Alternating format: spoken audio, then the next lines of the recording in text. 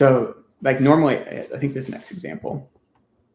Yeah. So normally when you're doing a leg drag, trying to complete the leg drag, you're going to want to get your head like over their far shoulder to keep their, body flat, their legs facing away from you, that type of thing. But here you can see when Gordon goes for this leg drag, he is not able to get his head over the far shoulder. So he instead focuses on preventing this knee from inverting. So he brings his body like down so that knee can't invert to frame. And then he starts to stack. And then he uses the back step from here. So sick. So cool. But I think that's going to be cool. Since we have a lot of examples of Levi retaining his guard, it could be cool to discuss ways to complete the leg drag. But now let's get back to the Polaris stuff. Again, this is where it gets kind of repetitive, where like sometimes I'll just know that I'm just going to have a bunch of Lucas clips, so I won't just like copy and paste all of them here.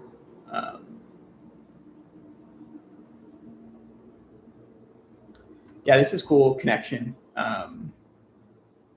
where Lucas, I think this is where I got myself in trouble, to be honest, because Lucas, Levi, these types of people like to attack the right leg of their opponents with K-guard, and Mateus likes to attack the left leg. So initially I was studying a lot of my entries off from Mateus to attack the left leg. But then I was studying a lot of Lachlan, Lucas on how to finish from those entries. So yeah, I just got myself in trouble because a lot of my entries were on this leg, but then all the studying I was doing to finish was on this leg. So it was kind of hard for me to translate the two. So yeah, just be aware of that. But here you take the grip on their tricep when they grab your ankle, and then you use this to shoot in to potentially start attacking this leg, but doesn't work. Like he gets the close guard, but not to K guard. But we'll just say like connection. And a lot of these can be combined. Like there's a lot of overlapping principles, and this is where like the process here comes into play, where you start to lay it out and determine the best way to go about structuring the video.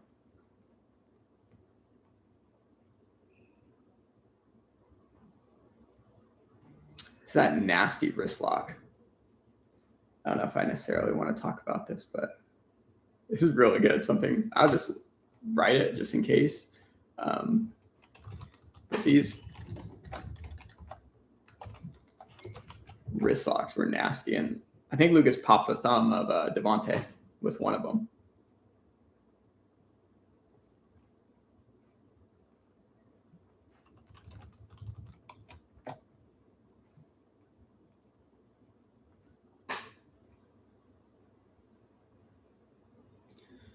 Yeah.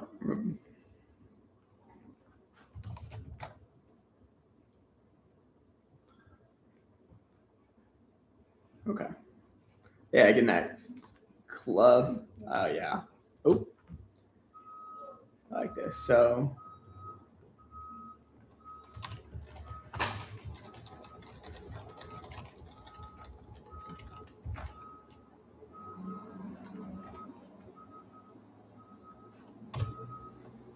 goes collar tie, underhook, and then Mayram's trying to like frame away / like pummel his hand to the inside, and this gives Devontae the ability to throw by and go to the back. Without a wizard, you can't really stop him from going to the back. And this happened a couple times. So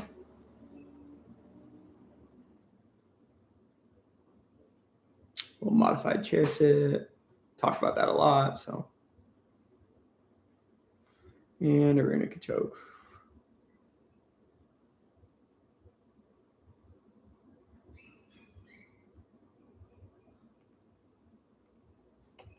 Yeah, my mouse is so annoying these days. Grip behind the knee. Yeah, this could be a good connection one, potentially.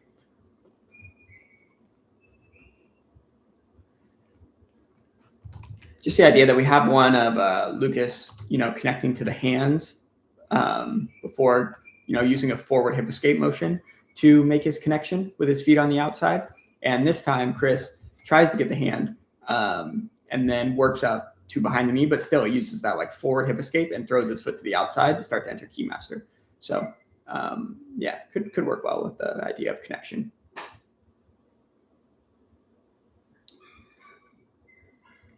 This, I think, could work well with that idea of Gordon doing that leg drag where you throw the feet to the side, kind of come under, and then your focus is on just preventing that knee from inverting to frame against you. So use that to stack them. But Chris's legs are relatively close together where Gordon was able to pin that leg down.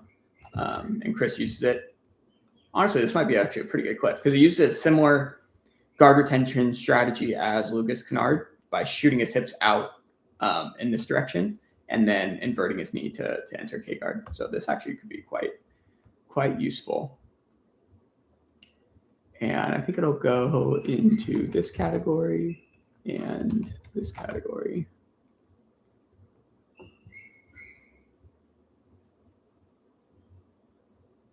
This, the north-south guard retention.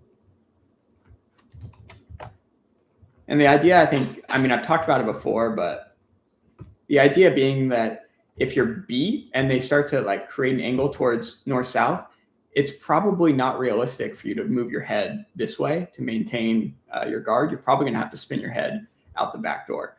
And I think the Lucas Kennard ones more highlight the ability like to frame with your far leg to make this happen. But Chris more uses this hand right here to post on the hip, right here, to shoot his head out the back door. So it could be a good way to connect those two. Saying you can use your legs primarily or your hands. Yeah, this is pretty nice in the sense that it's different than the way Lucas was defending the under the legs passing, where Lucas was trying to get his foot to the armpit, where Chris is trying to kind of split his legs apart and get his foot in as a De La Riva hook after he frees himself. So could be a nice little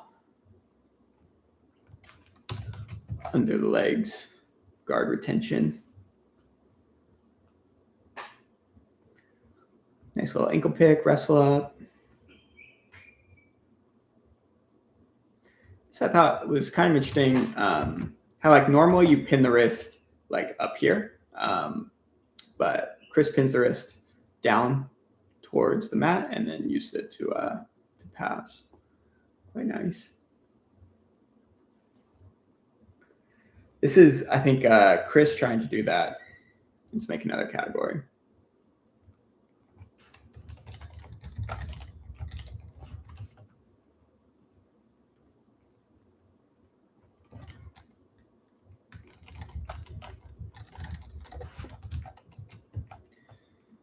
Like basically when Chris goes for this trap leg, Owen takes an underhook. You just need something on this side of their body to stop them from switching sides. And the underhook is that for Owen in this situation.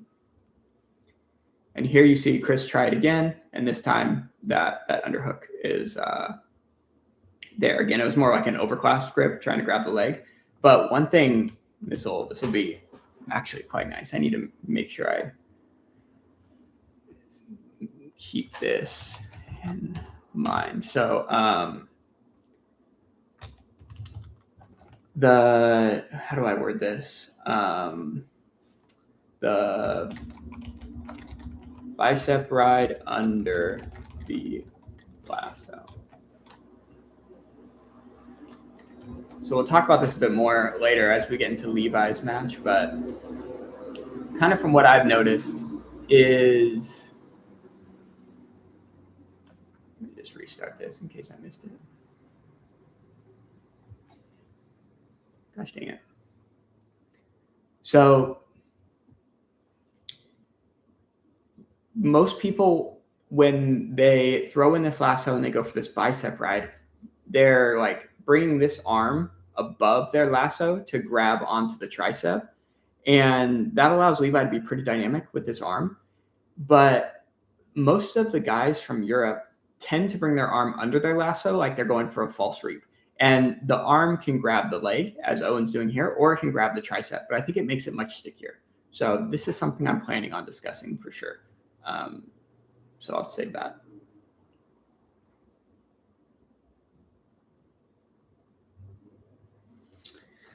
This again, it's kind of similar to that idea where Owen gets an underhook and Declan is choosing not to throw in an overhook.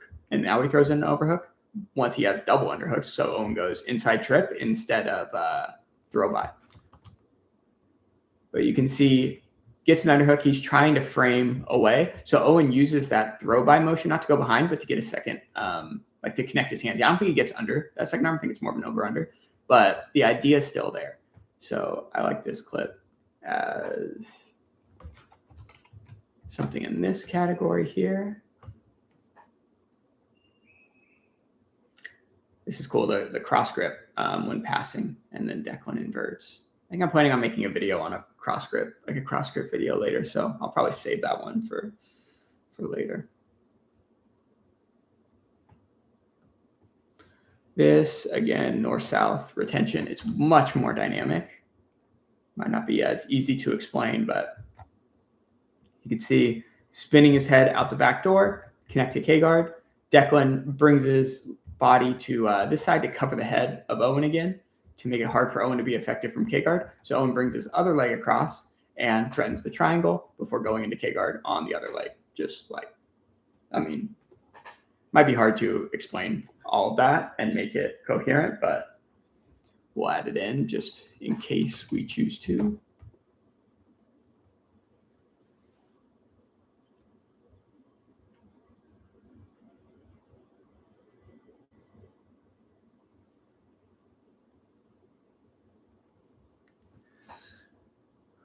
Yeah, this is just K-guard defense. Frame the far hip, kind of walk your leg away. Probably won't talk about that.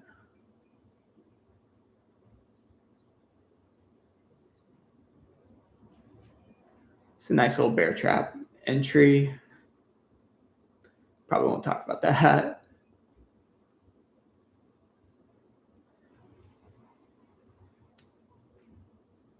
This, I think I will talk about for the north-south guard retention.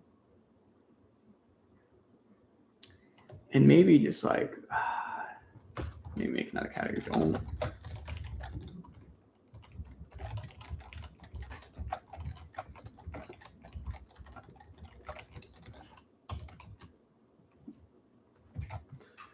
So the idea behind this one is as you're threatening to go north-south, you can see Declan initially goes hip and knee post. Owen smashes that hip post with his knee. So Declan decides, I'm just going to drop that hand to a reverse tight waist and run north-south. But the problem with that is Owen now has a frame in the armpit up here. And he also has his knee as a frame in the shoulder there. So when Declan goes north-south, Owen already has really good frames in place. So the idea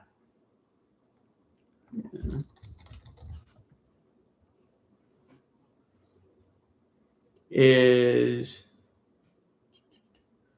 Gordon goes north-south, but this frame in the armpit is going to make it difficult. It's probably only a matter of time before this knee is coming in. Gordon's blocking it with his hand.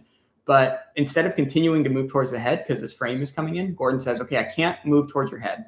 So I'm going to just move back towards like the traditional outside camping hip and knee post. So I think the major theme here is don't move towards their head if they can frame in your armpit. You got to go back towards their legs.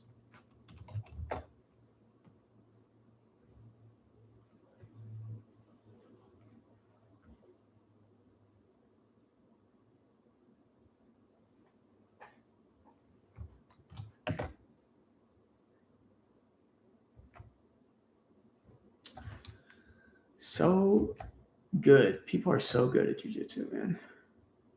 So again, this far leg, I think, is the primary tool to use here. So as Declan's coming down, that far leg is cutting across, allowing Owen to spin his head out the back door to threaten the triangle. So that'll go into More south, guard retention. Let me just see. Are there even people here? Oh, there's 8 people. What's up, guys?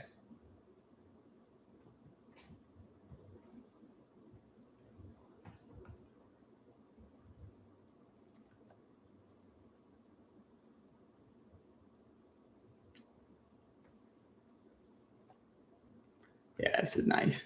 That trap leg pass stuff where Declan initially has a weave, comes out, grabs that trap leg position, and then passes over that into here.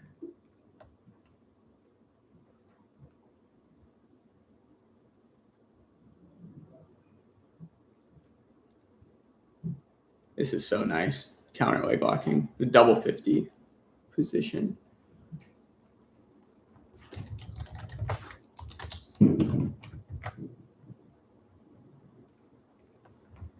I just like how from double 50, Declan clears because he wants to turn in this direction. And to do that, he needs to, 1, free like this leg, but then 2, clear this frame off his hip. So he pushes that leg down, flares his knee out to drop back and tries to threaten a counter inside heel hook. So yeah, Declan is extremely good at passing and staying safe from leg entanglements.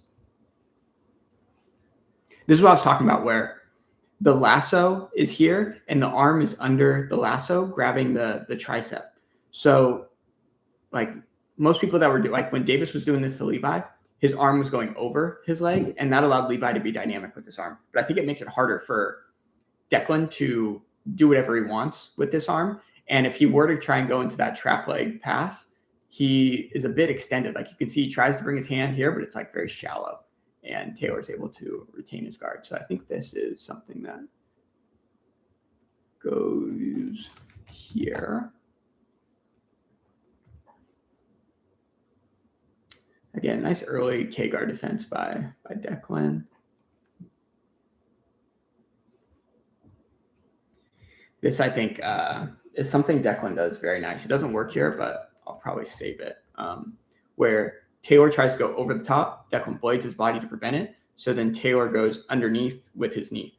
And to go underneath their hip frame, you really have to frame with your arms. So you can see as he goes underneath, Declan tries to go row drag, but it doesn't work. But this is something Declan does very good. So very well, I should say. So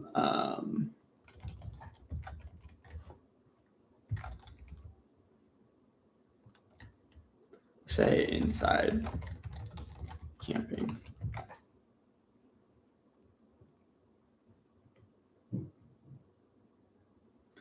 The wrist lock.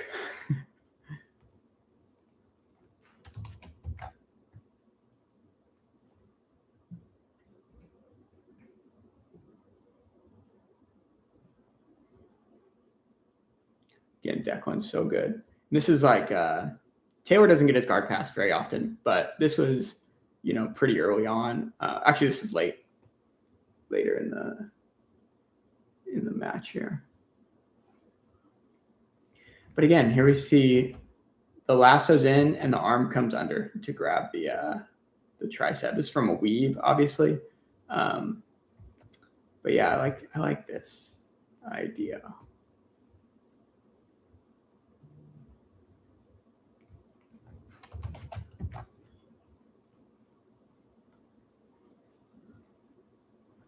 Declan's classic De La Riva sweep. So this is their second match. This is what I thought. This is what I thought the other clip was. But this is early on in the match, and Taylor doesn't get his guard pass very often, obviously. But this is a good example of like you got to let him have something, and then if you can defend it, you can likely have attacks of your own. So Declan like basically lets him enter cross ashi, defends it, smashes the legs together, and then passes. This might go into I think we have a smashed. We're here.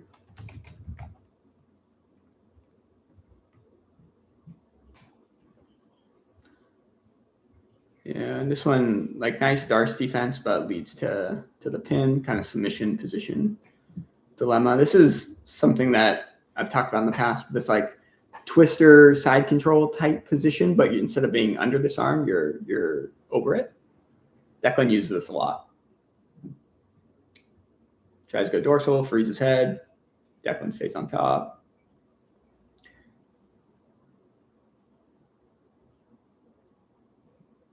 Yeah, it's again, like once they start to frame in your armpit, Declan tries to take his cross face out to keep Taylor's shoulders flat. So we can start to get rid of this post maybe, but Taylor frames away to escape.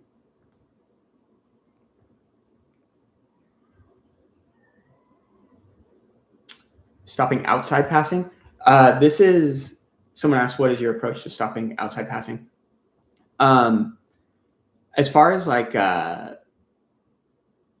basically, I think we learned a lot from Lucas Kennard in the way he defends outside passing. So I'm definitely planning on discussing that.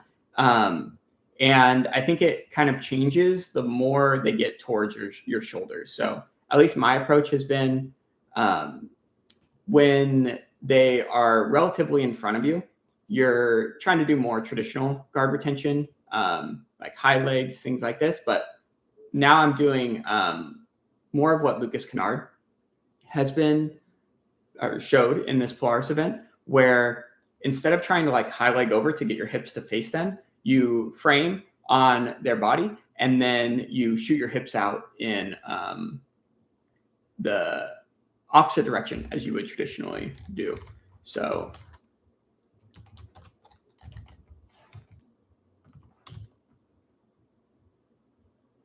as they go outside passing, instead of like trying to turn your hips to face in this direction, Lucas frames here and shoots his hips out in the opposite direction. So normally I think you're trying to high leg over to get your hips to face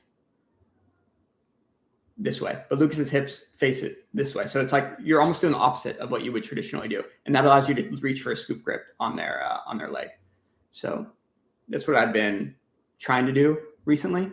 And then as they get more towards the shoulder, this is when, instead of trying to like keep your head away from them, you're trying to spin out the back door and like retain your guard that way.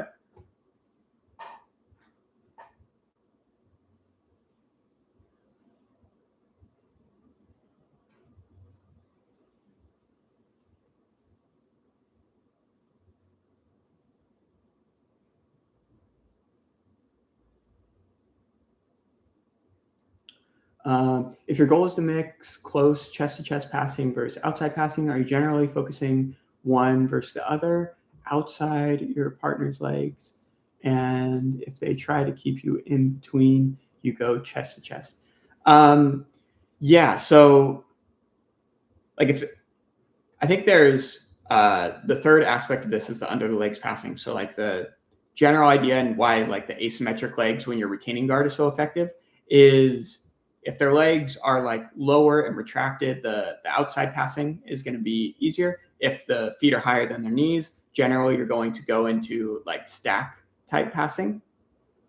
And as you start to like split their legs apart, this is where you can try and go more like chest-to-chest style passing. So at least the way I've been thinking about it is you're trying to use one form of guard passing to get them to change the posture that they're in and then the change in posture allows you to go into whatever follow-up guard pass you have. So if their legs are initially low, you're threatening outside passing. And then as they extend their legs to stop it, they change their posture. And then now you go into the form of passing that is good for that type of posture, which is under the legs passing. So yeah, like I think it's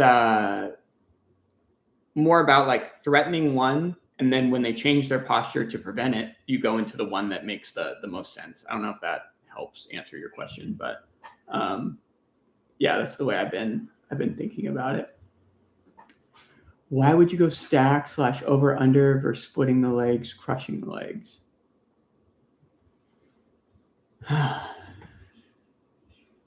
It's a good question. I think generally the best over under guard passes are when you can smash their legs together. Like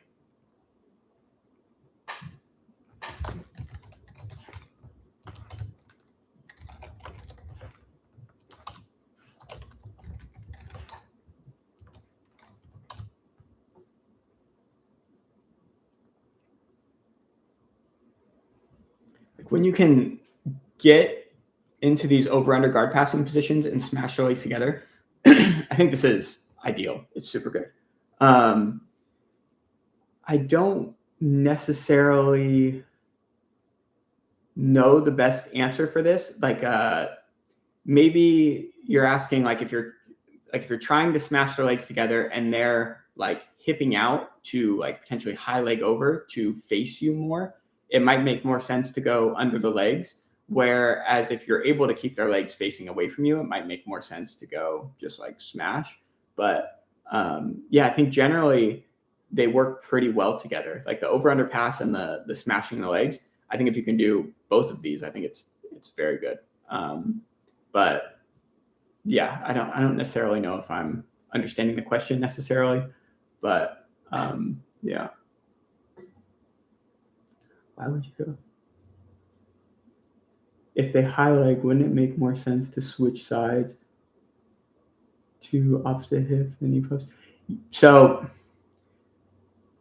if the high, again, we'll talk about this with the Levi match. I think Levi's very good at this, but if their high leg connects to the lead side of your body, then I think it makes sense to switch sides. But if their high leg connects to the trail side of your body, now you're going under legs, over under passing. And when you switch sides, if their high leg connects to the lead side of your body and you switch sides, I've found getting into that reverse weave is super good. So like the example would be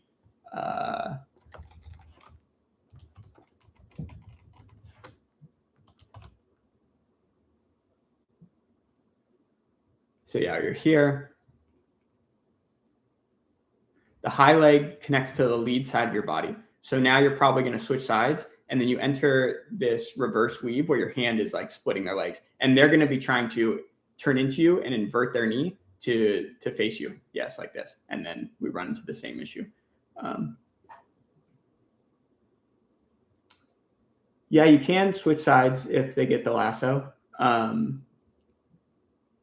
Yeah, you can. Like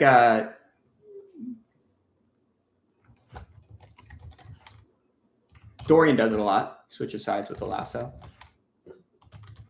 I don't know if this is the best example because it's kind of rolling, but this was recent. So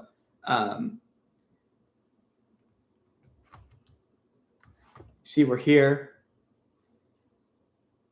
Goes lasso.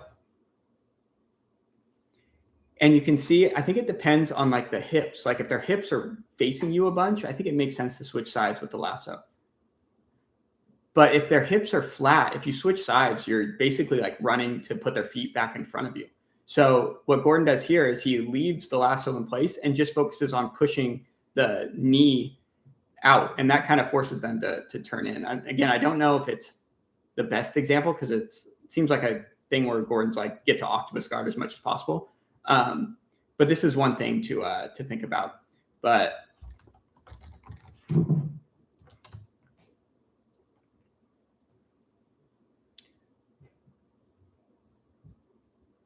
again, this is like Levi with the lasso. And to deal with this lasso, this is me talking about it, so it might pause randomly. But when they get the lasso, he doesn't switch sides.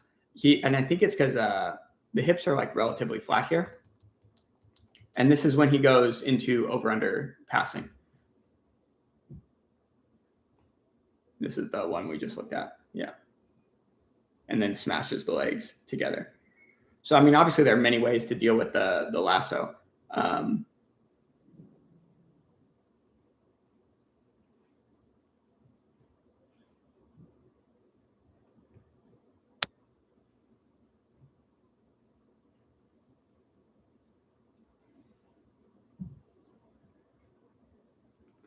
Yeah, Isaac, he doesn't switch sides. He actually keeps going in the same direction, just kind of sinks his weight back, pulls his hand out, and then just keeps going. So the hand that was lasso just goes to the ankle, and he just keeps going same direction. So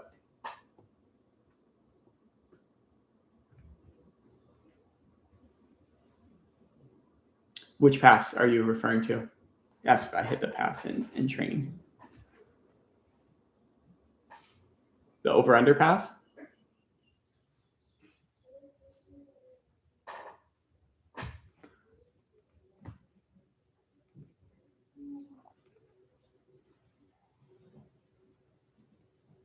from HQ split squat. So when you're, yeah.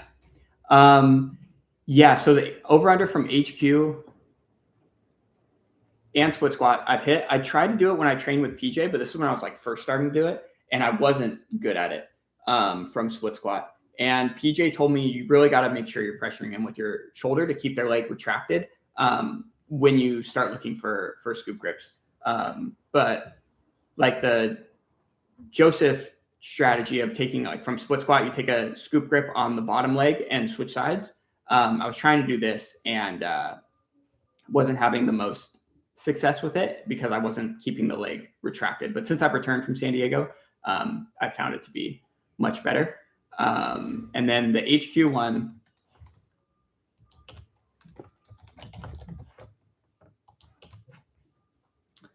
I think Kit Dale does it too, where you are basically working to pass from like Dale Heba or headquarters, and you take a scoop grip and then switch sides like this. I've had success with this one. I like this one quite a bit, especially if you're able to like beat this this knee, but it doesn't happen too often against good people.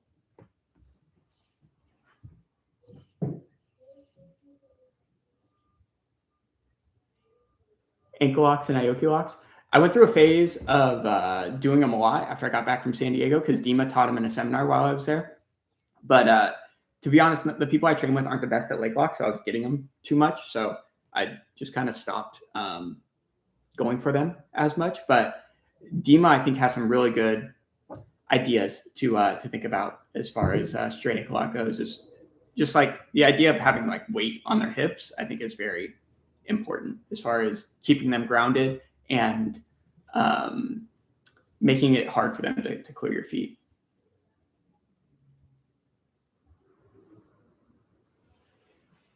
Are you typically using this against flexible guard players? No, I don't train with anyone that's like super flexible. So I don't have the best feedback as far as that goes. What would be your game plan to playing guard in a rule set with no reaps and heel hooks, taking into account you don't have good rest ups? This is what I have a student that's competing in a couple weeks, and what we're working on, because she really likes getting the closed guard, which, yeah. But what we're working on is trying to use like your guard to get behind them and your feet in between. They're like your feet to inside position. So using things like K guard to spin around to the outside to get your feet to the inside, or using things like K guard to get your feet to the inside to enter like X guard, and then passing their leg across your body to get behind them. So you can either like use your guard to get your feet to the inside and then get behind them, or get behind them and then get your feet to the inside. But I think the goal should be to create an angular advantage with your feet on the inside, so you don't have to be good at wrestling up. And oftentimes they'll put their back on the mat to defend your back take. So it can lead to pretty easy sweeps if you can threaten their back. So I think the goal would be get behind them with your feet on the inside and threaten to take their back. And then as they defend the back take, the sweep is easy.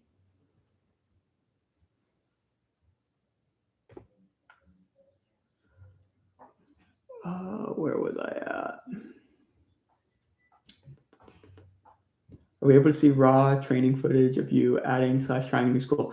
I'm hurt right now, but this could be something that I could try and do in the future. Yeah, it wouldn't be too hard. I could just film the rolls and then add them to the database. So, but yeah, I'm going to be out. I got bursitis in my knee, and basically the doctor said that like I had it for a day, and then the swelling went down. I was good. And then I started walking on the beach, and then it flared up again. And the doctor said it can turn into a chronic thing if I don't let it rest. And walking on uneven surfaces like sand or putting direct pressure on my knee in any way can cause it to flare up again. So basically, I'm still working on getting my range of motion back. But the doctor said I should, even once I get my range of motion back, I shouldn't do anything like jiu-jitsu for like 3 months or so it doesn't turn into a chronic injury. But maybe this can be something when I get back I can start to add. But yeah, we'll see.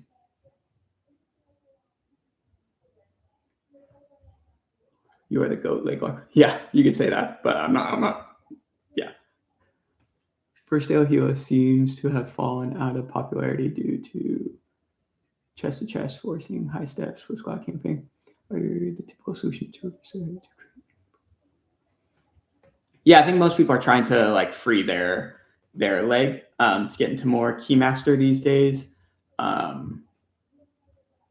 Yeah, that's probably the best strategy from reverse de la Hiva. And oftentimes using that like knee lever type motion when you can't free your knee is a good strategy. And that thing I talked about with Taylor earlier on, I don't know if you were here or not, but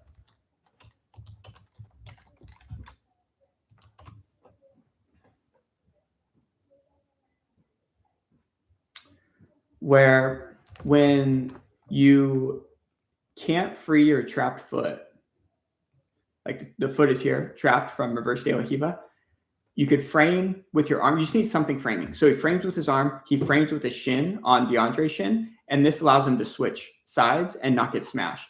But if you don't frame, which is what happens here, so foot stuffed, tries to switch sides, doesn't frame with his shin on DeAndre's shin, and now he's getting smashed. So I think, like you said, I think off balancing from reverse de la Hiva is very good.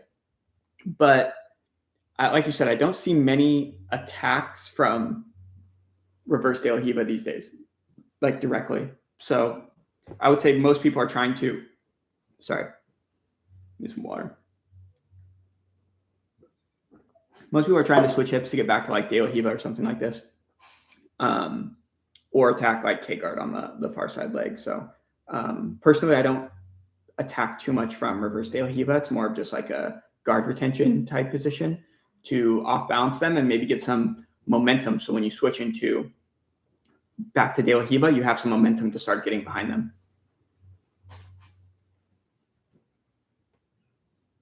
Sorry about your injury. Hope you're getting better. Yeah, thank you. Yeah, knees suck. It's very annoying. And right now it's not too bad because like I don't have my range of motion, so I can't do anything anyway. But it's gonna be bad when I'm feel fine, but I'm not supposed to be training for like a month and a half, 2 months. So yeah, that's gonna suck.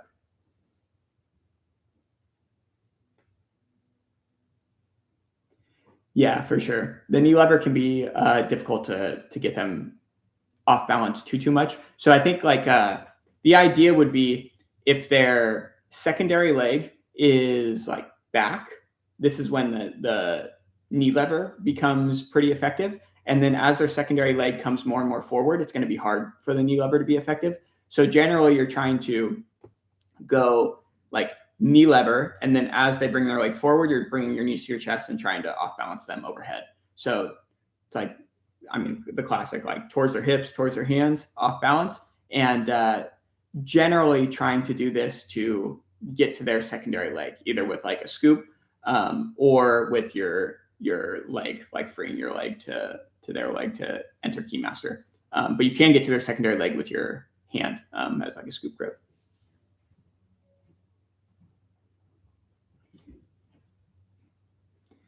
Mount side control escapes. Yeah, there's some. Yeah, we could do this. There are some other videos I want to do that's been like top of mind.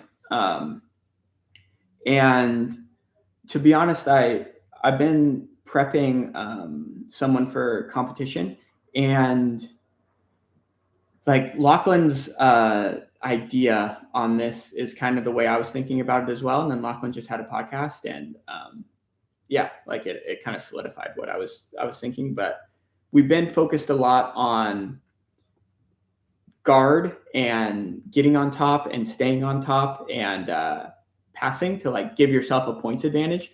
But once you are down on points, it's very difficult to come back. So if you do get mounted, it's like, okay, you're down like 7 points. Even if you escape mount, it's going to be hard for you to come back in the match. So if you're training for competition, I think your training looks a lot different than if you're training for self-defense or training for having, fun in the training room or whatever. So all I'm saying is like, I think a lot of times I'm focused a lot on like competition, and especially if there's points involved, it's hard for you to win, even if you do escape bad positions. So focusing more on like guard retention, guard passing, escaping submissions that don't require them to pass your guard. So if you can escape a rear naked choke, that's great, but you're probably going to lose anyway. If they sit back to attack a leg lock, they didn't have to be up on points to enter that submission. So you better be good at escaping submissions that they don't have to pin you in to get to. So these types of submissions I think are very important if you're a competitor to be able to defend if you want to, compete and be competitive. So when you say Kiss of the Dragon is low percentage, no, it's not low percentage. I just don't like, it's a good off balance. I just don't see many like direct attacks coming off of it. Like oftentimes people will do a Kiss of the Dragon and then they'll end up in De La Riva. So I think it could be a good way to transition from reverse De La Riva to De La Riva. But I wouldn't think of Kiss of the Dragon as like, I'm going to do a Kiss of the Dragon and, submit them or take their back off of it or things like this. Like, I think it can be good to transition into a more secure position, but it's not like the end all be all.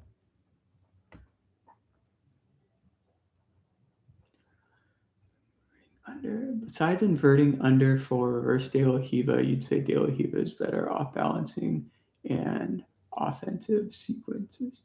Yeah, I think it has more layers to it. So in order to pass your De La Riva, they have to break through more layers. And in order to pass from your reverse De La Riva, it tends to be easier for them to do this. So I think it's just a more secure position and gives you a greater ability, I think, to use like outside and inside attacks, where reverse De La Riva, you're primarily doing like inside attacks. So yeah, I think it gives you more attacking like angles and thus options. And I think it's just more secure as far as like risk management goes. Attacking the back, it is bloody difficult to maintain chest to back against experienced partner. Yes. How do you balance going for a strangle versus maintaining chest to back? I would say that my thought process these days is not prioritizing chest to back. It's prioritizing top position. So there should be a consequence if they escape your back by getting their back to the mat.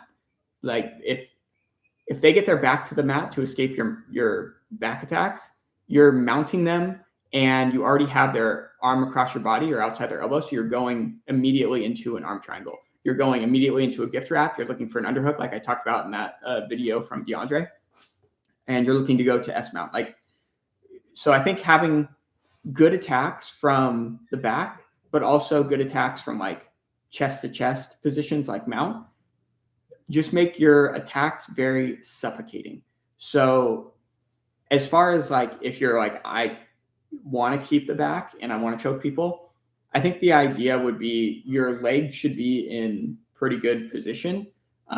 Ideally like a body triangle. If you're going to start attacking the rear naked choke, if you don't have your legs in good position, if you start to become offensive and attack submissions, they're probably going to have an easier time escaping. So if you're worried about the back, like just maintaining the back, prioritize your like using your upper body to insert your lower body. And it's much easier to regain lower body control than regain upper body control. So if you are losing the back, try to lose it at the lower body and keep your upper body. And this will allow you to retain the back easier. But if you want to transition into mount, I think it's much easier to do this if you lose it at the upper body first. I don't know if this is making sense, but like if you have really good control with your hooks and they start to escape by getting their back to the mat, you're probably going to be able to follow up and get to mount pretty easily. So I think the lower body control is very good for making sure you maintain a pinning position, even if they escape your back.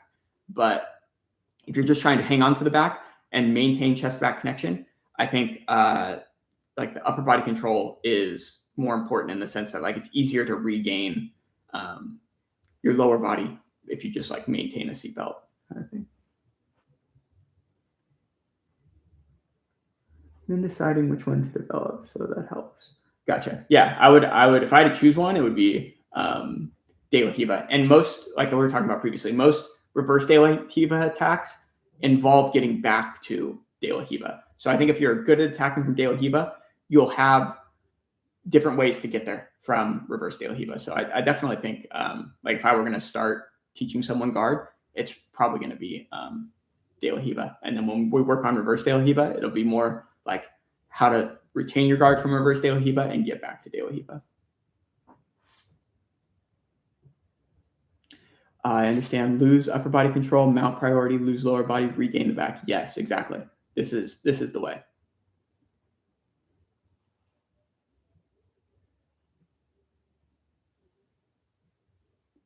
You said that much better than I did. So if I ever make a video on this, I'm going to word it the way you did. I see. So reverse De La Riva is more of a defensive guard against smashing, allows guard players to create destabilization against a forward pressing pressure. Yeah, and it like prevents them from getting their knee to the mat to go into things like knee cuts. So yeah, I think that's a great way to look at it. Reverse De La Riva tends to be more defensive, and De La Riva tends to be more, offensive. At least in my mind.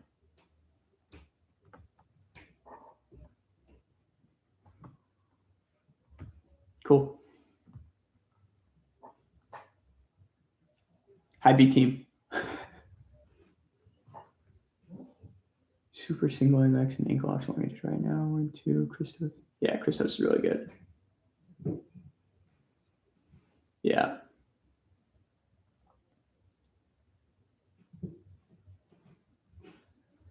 I've had a lot of success. Yeah, speaking of Christos, this is kind of what we were talking about with the Dima thing.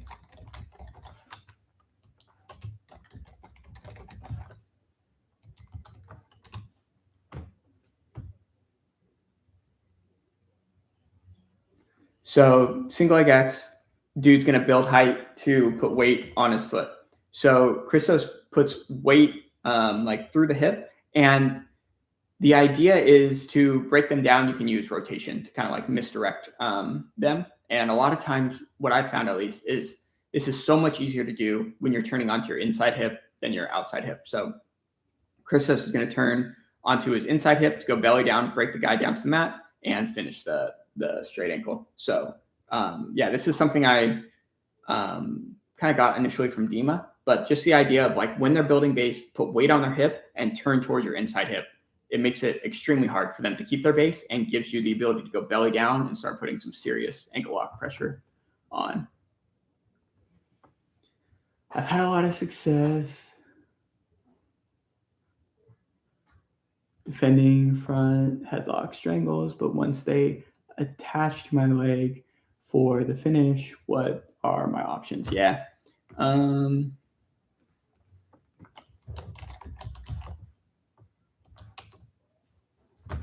We just watched Taylor do this, so Declan sits. No.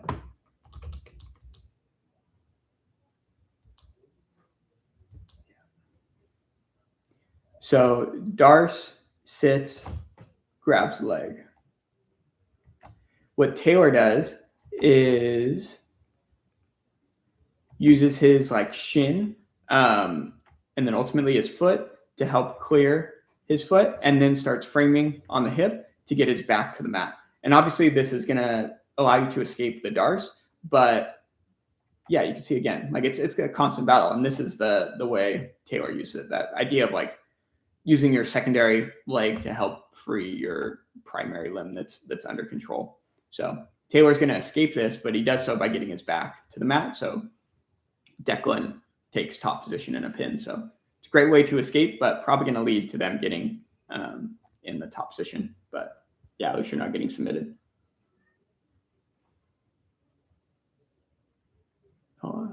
Yeah, the B team there. That's funny. So you're not B team. He showed the test lock or whatever. Yeah. I haven't messed around too much with this, but yeah, it seems very, very strong. And like, obviously, works. Like you see a lot of really good people doing it. And it's pretty cool to see all the different variations of straight ankle there are these days. Still a lot of heat on the neck.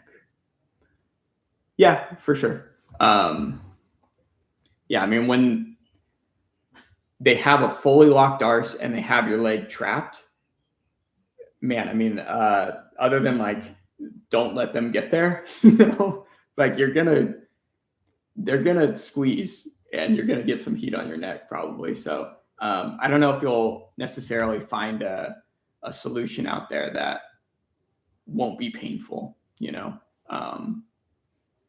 Yeah, we can scroll through some examples here if you are interested. I don't know if we have something about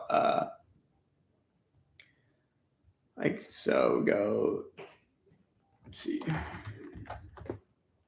Guy stepping over to trap the leg. Again, it's just like framing the hip, using your secondary leg, clear it, and then try and throw your back to the mat. Seems to be the way people go about it. But you're right. It is. It's just, you're probably going to be sore the next day for sure.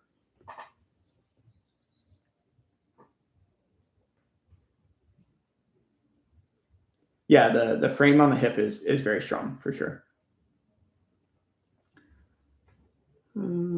He hit one last night, sub 100 pro. Nice. Is that on YouTube? Do you know if the sub 100 pro is on YouTube?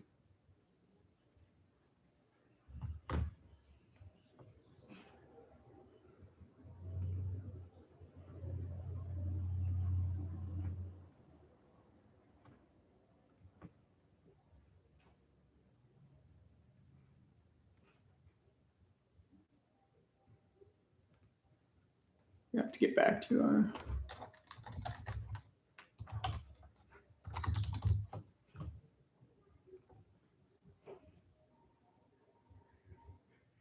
Oh, it was on Fight Pass. Yeah, maybe the prelims will be on YouTube.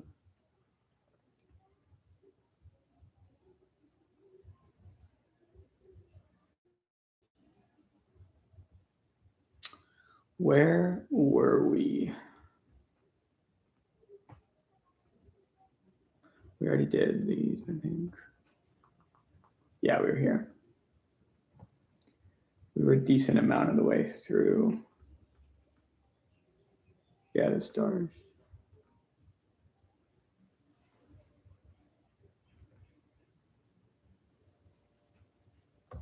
Yeah, again, this is what I was talking about, where lasso, arm underneath the lasso to grab the tricep. So now when Declan tries to go for that trap leg position, it's very hard.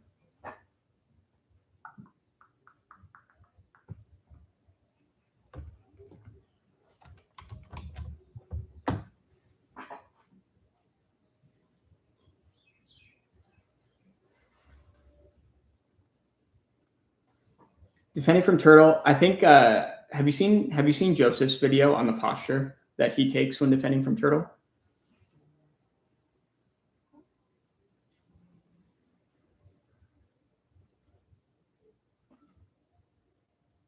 Have you seen Joseph's video on the posture he takes?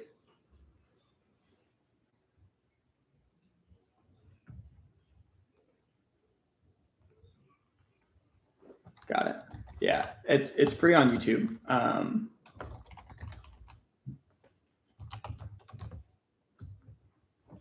But I would watch this video. This is basically all I do these days to escape from turtle. You take this posture where your hand goes to the mat on the near side and your foot goes to the mat on the other side. And yeah, he has some good escape options from here. If they lock their hands, from what I found, it tends to lead more to like you standing and ending up in a rear body lock, or you kind of ending up on your butt with them having their hands locked and chasing your back. So yeah, just having follow-up attacks to prevent that. But this has been the primary posture I take when defending from turtle. And then I would watch this video by Joseph to understand it a bit more. But yeah, Joseph.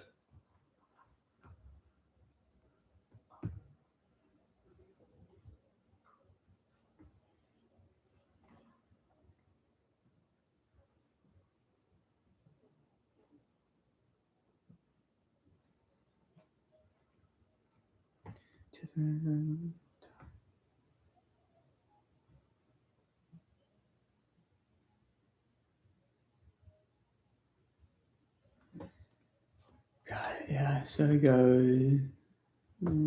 Yeah, okay. So I like this one that the arm goes under to grab. So now when Declan goes for this trap leg position, hard for him to be effective from there. And then Taylor feels like his foot is on the outside and Declan's not going to be able to beat it. So then he lets go of his grip on the arm and starts looking to take a scoop grip on the far leg to start attacking. So I like this little sequence to defend this trap leg pass position.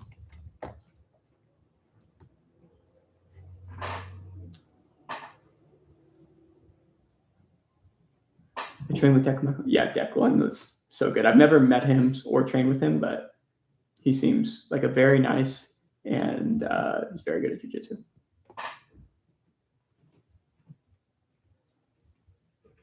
Pinning the far hip with both feet during the...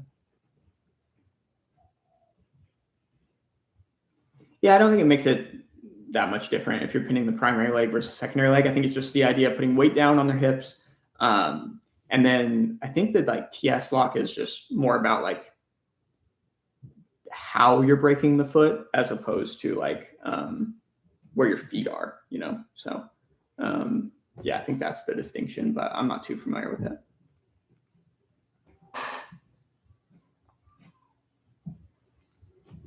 It's just kind of classic over under passing defense, never letting their head get to the far hip. But it is interesting how Taylor's foot isn't a lasso here, and he takes that same grip, but it's not a lasso. So Declan brings his hand here, but because this foot isn't in the armpit, Declan clears it, and now he gets a good passing position.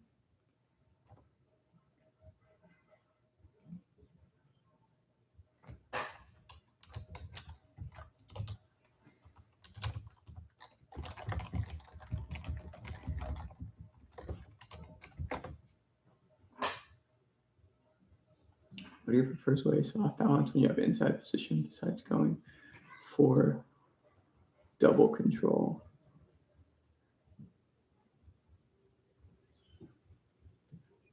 What type of inside? Are you saying like single leg X? Or like butterfly guard?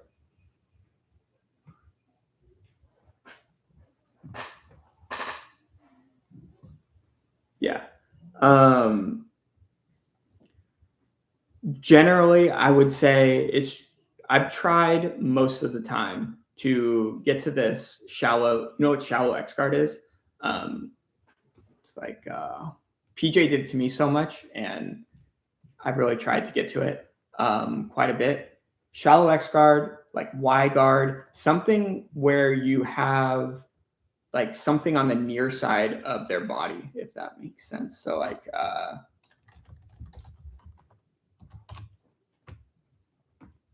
so in X guard, traditionally, like this foot would be on their far hip, but it's on the near hip. And this allows you to kind of like push them away or off balance them overhead much easier. And Y guard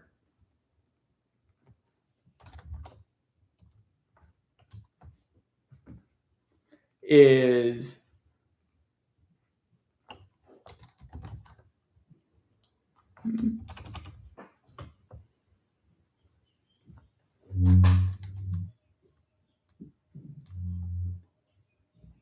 yeah, it's butterfly ashi with an X guard hook. Yeah, exactly. What's up, Elliot? Yeah, so like the butterfly ashi with an X guard hook, I think is a very good way to describe it. And I think it just like Mateus is very good at off balancing from butterfly ashi, and I think he uses the same effect in the sense that you can like push with that foot pretty effectively.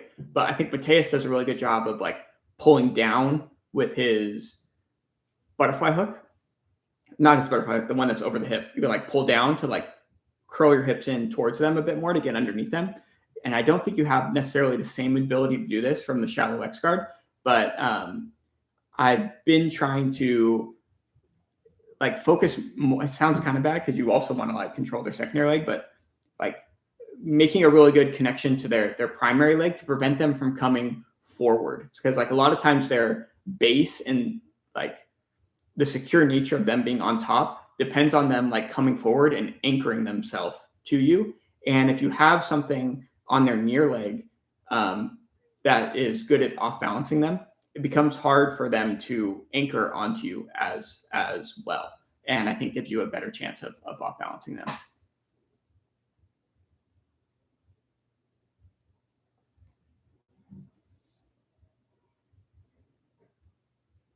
Yeah, exactly. I think this is a better strategy, especially against people who are, coming forward and are like comfortable in leg entanglements. I think having something framing them away and like pressure on their near leg is important.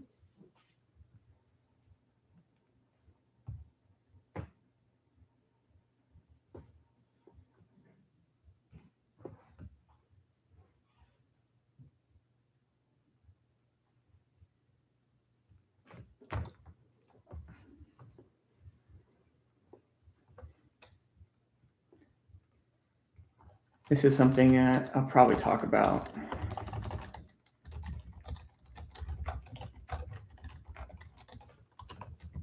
The far ankle grip when outside passing. So you like grab, he has a grip on this ankle the whole time. So he goes,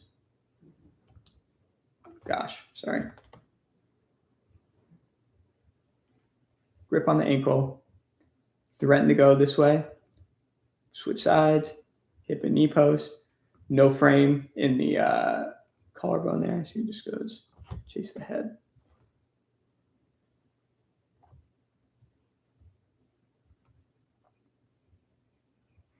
This again, this nice connection.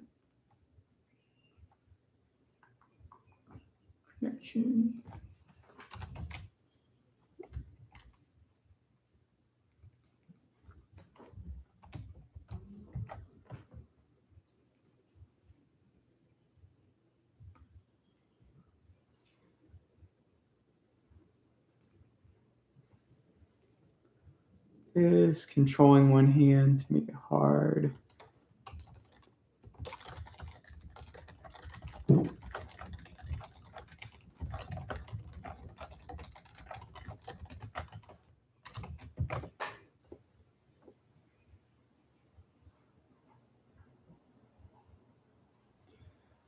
don't see any more Teiwaz at the high level anymore. Yeah, it is becoming less common. I don't know if it's that people are playing more outside position or what, but yeah, it's a good observation. Not entirely sure why. Why do you think? Oh, sorry. What is meta X guard right now? I think it has to do with that. Like, I don't know if you just heard our conversation on the shallow X guard, but I think that's kind of the play these days is getting to the shallow X guard position.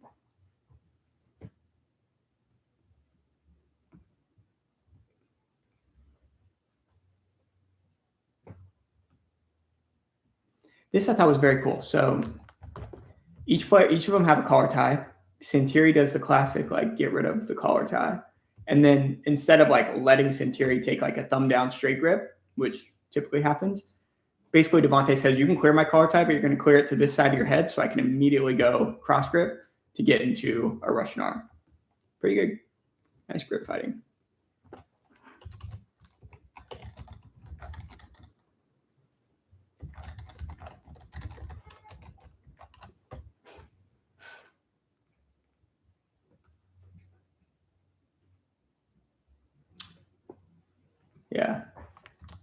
this is something I've been working on, which is probably why it stood out to me, but Devontae goes cross grip, and the cross grip is great, but it also exposes the side of your body, and Sentiri counters it with a single leg. It doesn't work, but nice little counter to the cross grip.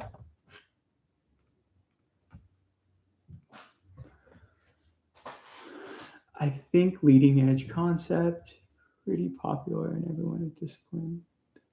Yeah.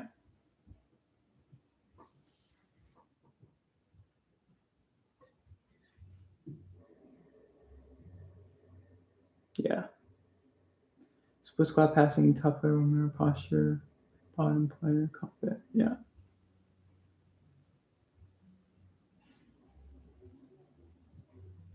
Yeah, Owen Jones on. Devontae, is that what you're talking about? The saddle entry? Yeah, I think you're right about everything you said there with the mirroring postures and yeah, people being pretty familiar with the concept of it, and everyone's pretty disciplined with that leading edge idea.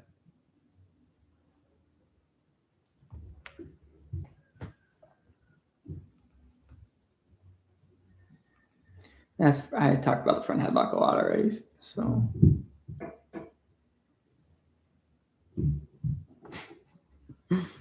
Owen is too funny. This.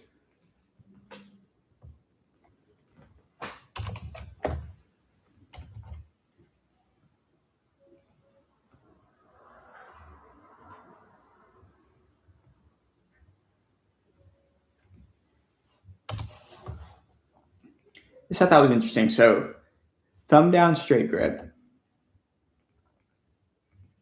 Owen brings his elbow back to get this arm extended.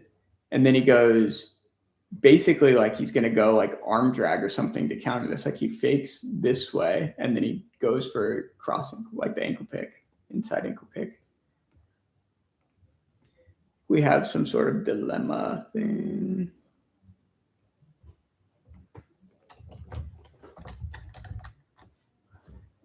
Yeah. This is more upper body to lower body dilemma, but yep, exactly. So we just saw him counter this thumb down straight grip with an ankle pick, and this time he goes arm drag. Kind of cool. Owen showing all the wrestling.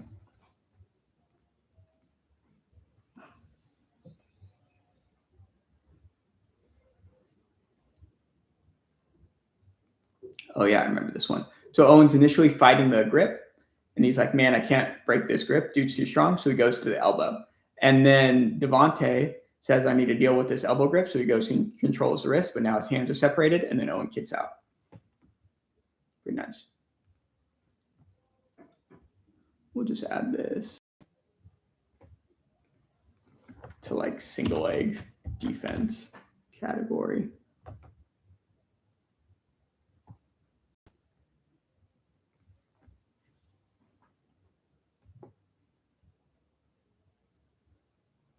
Also, split squats, yeah, round drag on point. Oh, yeah, he's so good at that. Yeah, he does it all the time. Him and Declan are like amazing at the round drag. Notice that Lucas Kennard tends to retain his guard with his hands on the outside, making his guard kind of narrow in a way. This is interesting, yeah. Where like Levi flares his knees a bit more and has his hands in the middle, whereas Lucas tends to have his hands on the outside. This is very interesting, something I haven't thought about before. Yeah, I wonder if this is why Lucas tends to get to more connection off of his guard retention. At least like entering K-guard. Like Lucas entered K-guard so much off his guard retention. And a lot of it comes from his ability to like frame and immediately get to scoop grips. And if your hand is outside your leg already, it's going to naturally slide into a scoop grip. Like if that leg's on bottom, you would, like if you're entering K-guard, you want to take the grip under your leg as opposed to over your leg. So yeah, I wonder if this has anything to do with it. That's very interesting. I'll probably watch more content about that. But yeah, definitely worth looking into, I think, more. Very good observation. Yeah. Yeah, I'll definitely think about that more.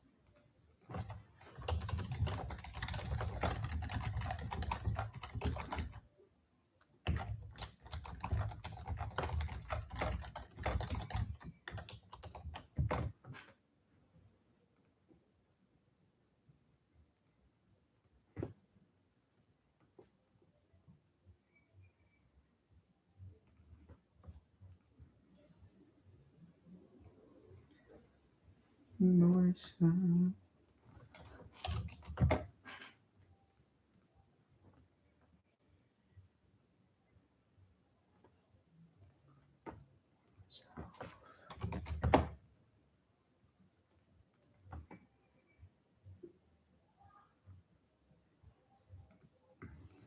Yeah, so this is kind of what we were talking about. So arms outside as opposed to inside, like Levi likes to do. So when Gavin tries to pass, this arm is already framing. This leg is able to go into the bicep. It's almost like Lucas wants to give them a little bit of an angle to counterattack. So if he takes a different posture and puts his hand inside this leg, it's going to be harder for them to pull it across to the armpit. But he almost wants his foot in the armpit so he can frame. And then this hand on the other side, his left hand being outside of his leg, leads nicely to the scoop grip. So it's very interesting. It's a very interesting idea. I like this a lot.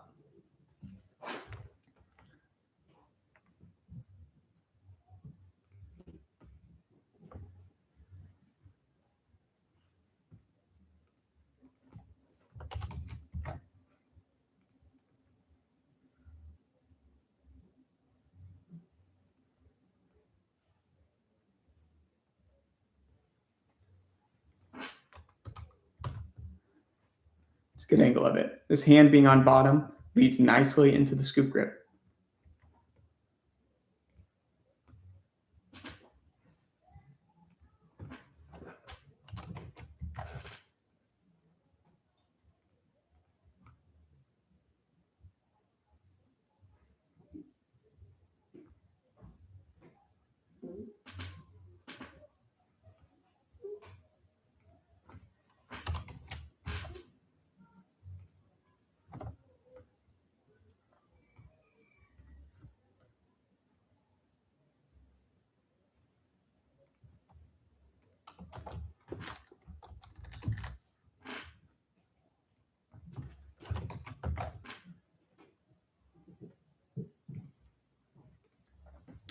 Dominic Mejia been on a run at PGF. I didn't even know there was. Is it like a qualifier or is it like an actual PGF event? I don't know why I didn't know about this. I think I just was so stuck on the Polaris thing, and then the UFC event I still have to do. There's a PGF event right now.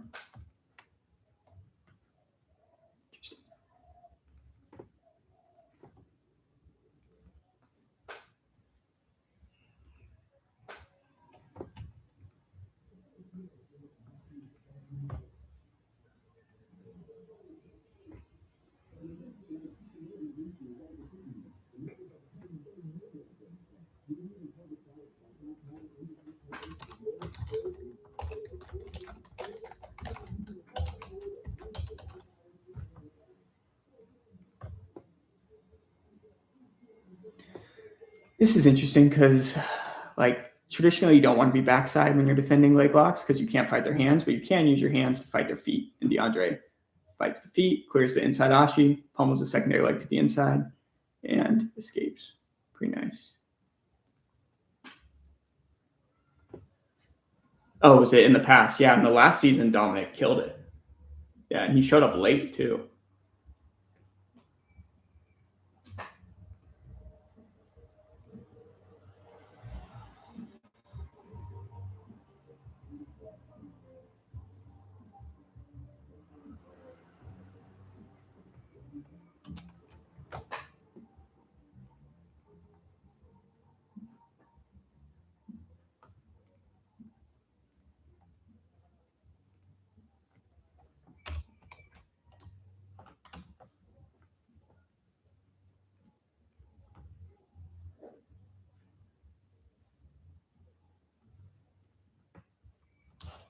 Yeah, I wonder this hand on the outside, your elbow can post on the mat more. And it might, I don't know, actually, it could probably frame here. Probably have an easier time framing if it's inside your knee, but yeah, it's very interesting, that idea of having your arms inside the legs versus outside the legs.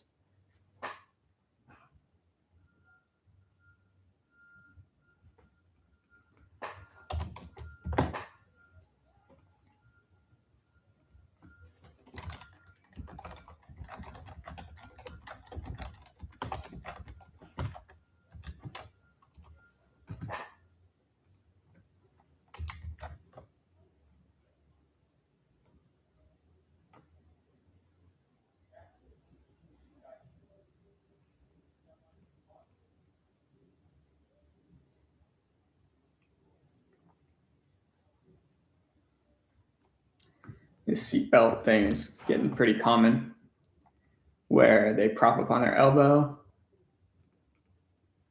and you take that seatbelt. Yeah.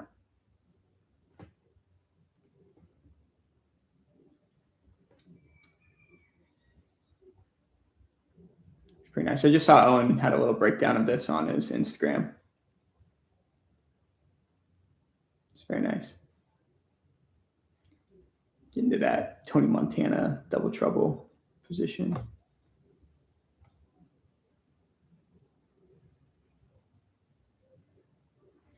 It's just a nice job of like playing the whole space. Yeah. Like tries to do that Declan De La Riva sweep, steps out of it. So he wrestles up, sits back down, enters shin on shin, single leg X. Very smooth. Do that De La Riva sweep again.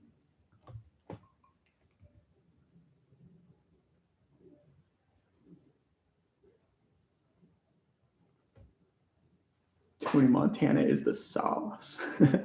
I've heard that's what it's called when you get like both their legs across your body. I think that's a 10th Planet name, but yeah, it's become, I think, what people call it. I don't really know if it has another name.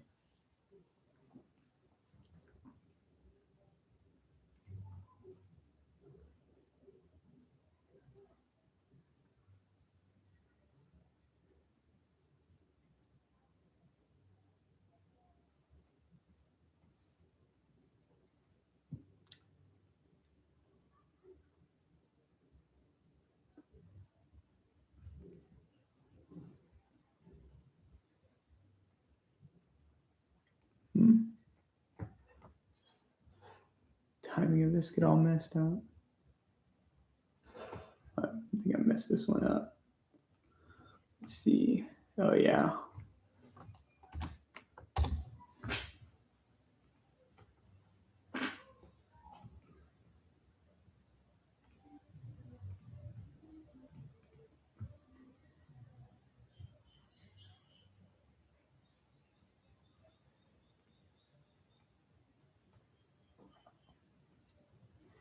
Yeah, this is the straight ankle lock defense.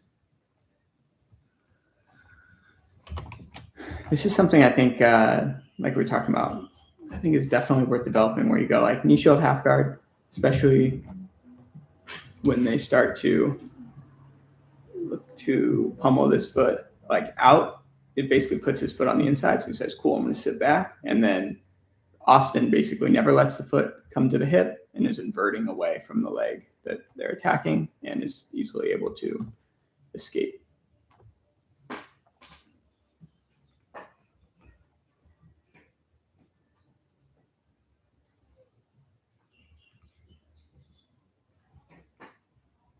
Good job using the far leg to retain here. Smash the frame. Smash the frame initially, and then bring it across for your foot in the middle.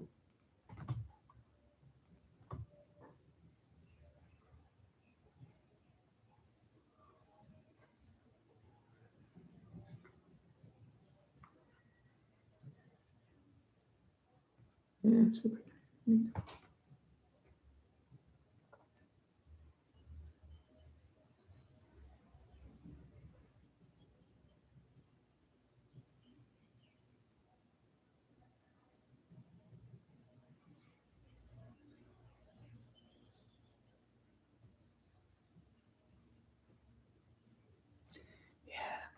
It's kind of what we were talking about.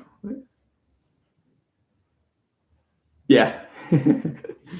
Yeah, I've heard it called 2110. I'm pretty sure it was a 10th planet thing. So, but this is what we're kind of talking about with like chest to back versus mount. Like when we can't cover their hips, it's going to be very hard for us to chase their back from turtle. So he just keeps this tight waist, steps over, and gets to mount. So slow down the roll and get to mount.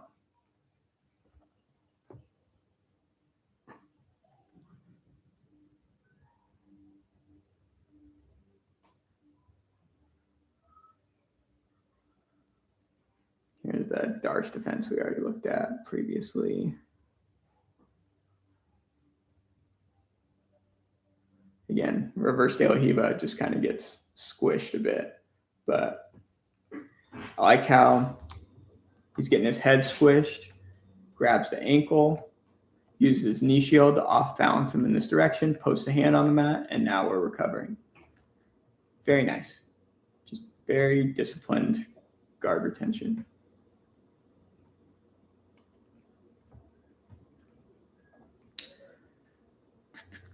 Do I want to add that in somewhere? Would it fit in anywhere?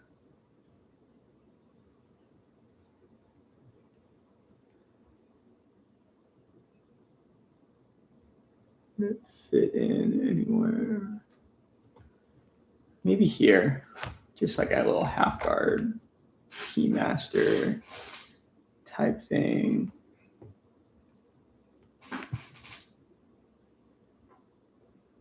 Yeah, it is a fine line. Like a lot of times in the database, it can be hard to label it, you know. So sometimes I just label it all of them, because yeah, like I don't know if you would say like if you can grab this ankle, it's reverse de la Riva, but like yeah, like people are rarely passing these days like just standing straight up. You know, most people are trying to put pressure forward, so it becomes a very fine line between is it a low knee shield, is it the Z guard, is it reverse de la Riva, but yeah.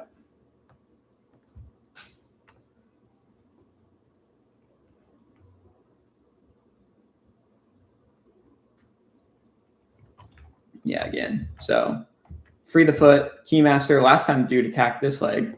This time he's attacking the keymaster leg.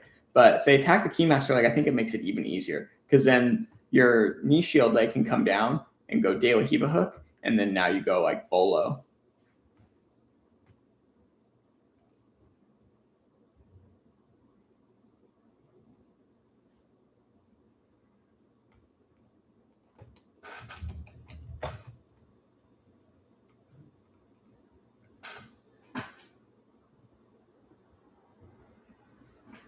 Yeah.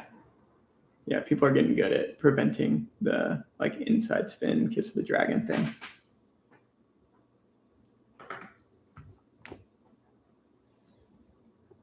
the Diego Pato, like,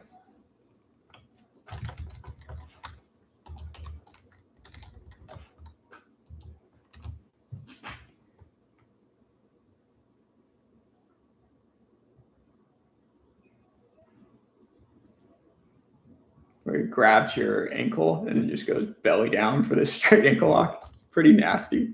So even if you are able to do it, like, people have pretty good counters these days.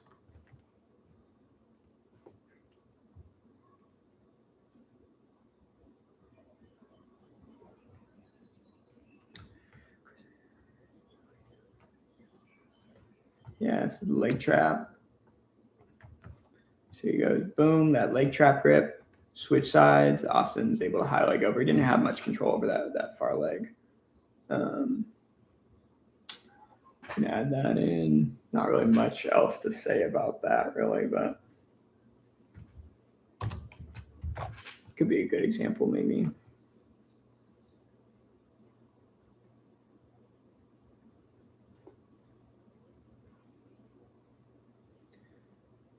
Yeah, like for those of you that are on the database, I put a exclusive video out about this, but I'm going to make a full video on it. But one thing I really have seen from wrestling that sucks is this thing called a trap leg turk.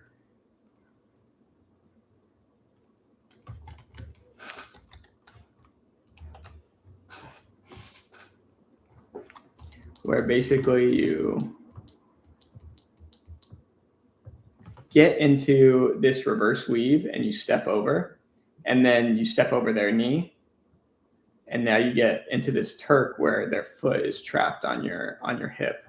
And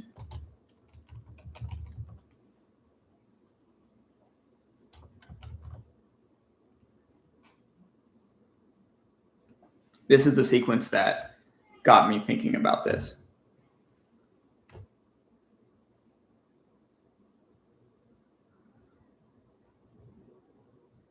So he escapes the back, comes up, gets to the reverse weave on the legs, and the leg that's close, the defender wants to invert it so he can frame against the top player. And this allows him to get this grip here, steps over the leg, and then gets into this trap leg turk position, which is just nasty. So I really enjoy, like, whenever you use this like thigh drag cross scoop grip, the hand drops and you're into this reverse weave, and they're going to be trying to turn towards you and invert this knee. And if they're framing against your collarbone and they're with their arms, when you try and move towards their head, they're going to retain. Like, it's going to be very hard for you to pass. You might get chest to chest like this guy almost does here, but instead of moving towards their head, moving towards this trap leg turk, I think, is something that is there a lot in jiu-jitsu, and could be a cool addition to the like leg ride game.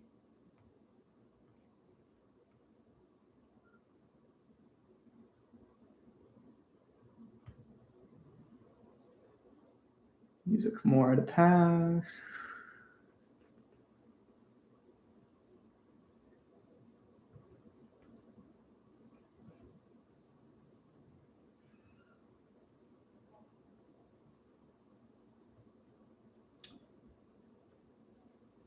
Yeah, it's kind of cool. So he goes, this is what I've been talking about from Mount a lot recently. Goes inside bicep tie, pins the elbow to the mat. His hand is above his elbow. So initially we're looking to go like gift wrap or like pin the wrist to the mat kind of thing. And then Austin brings his hands low to prevent it. So then he can just go straight for the elbow.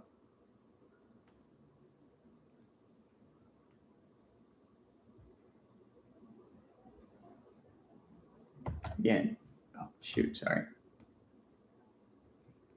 Look at this. You get to this reverse weave, they're going to invert their knee. So, yeah, if their leg, basically the dilemma we play from this reverse weave after they've inverted their knee is if their leg comes high, we can't do that trap leg turk. So we're going to have to take a scoop grip with our other hand probably and switch sides. But if their leg's low on the other side, you can start looking for that trap leg turk.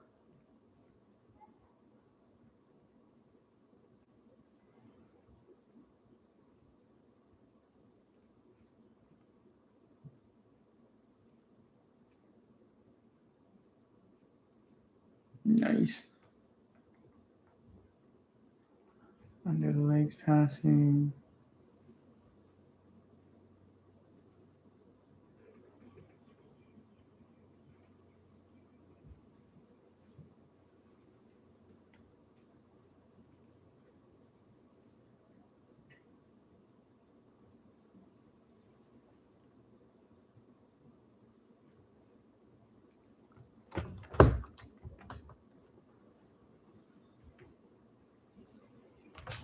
This is nice guillotine defense. And it goes back to what we were talking about. This arm is not a whizzer. You go over it. He doesn't take an underhook right here because he's too committed to the guillotine. I don't know. He must got trapped or something, but yeah, there he goes, underhook.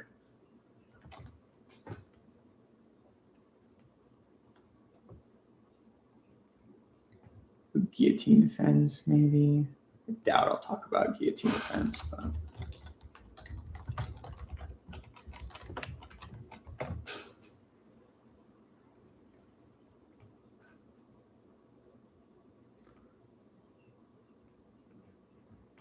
Here's more of that.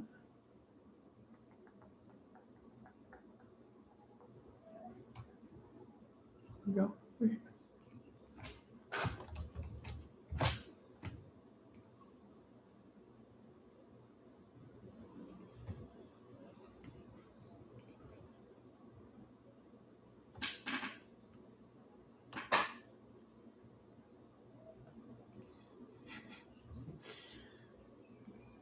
Tenth planet taken over.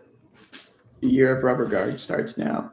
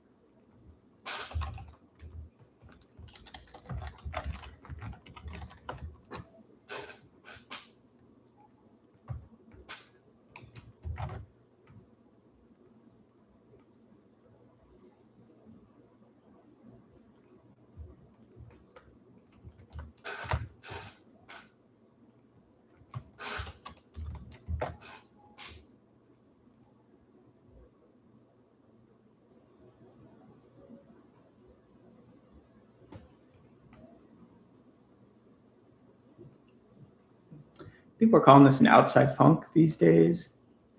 I didn't label that initially, so we'll just start to add.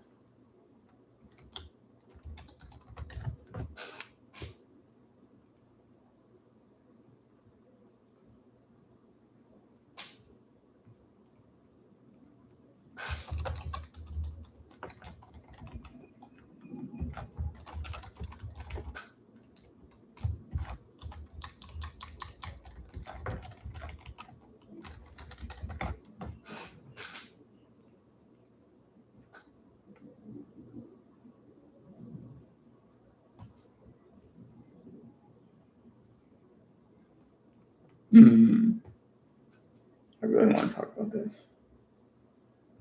I really like this.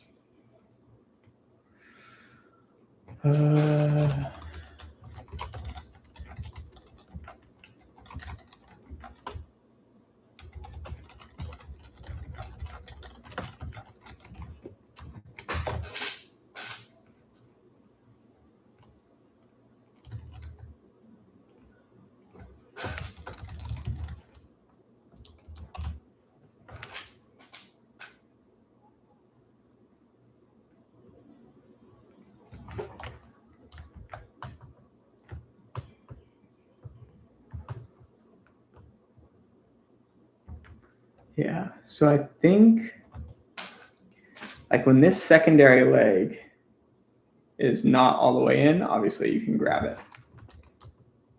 But when they start to get it, so he got it under DeAndre's leg here, and DeAndre rolls to clear it. And then as he tries to re-pummel, he grabs.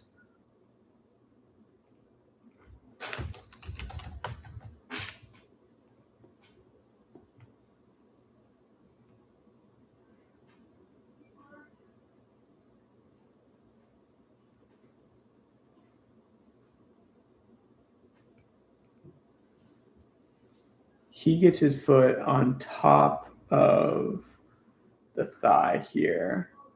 And again, Kenta rolls to clear it. But in this case, this is more similar to the DeAndre one. Oh, dang it.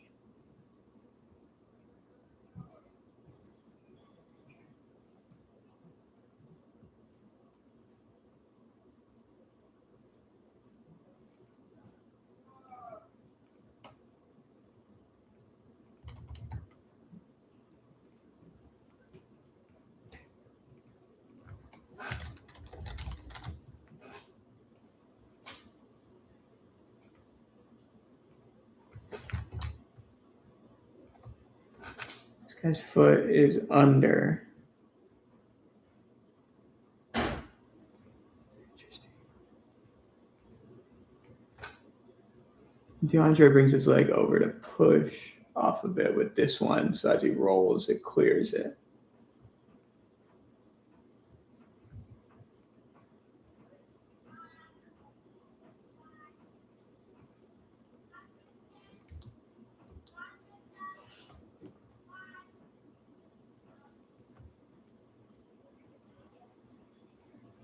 Very interesting.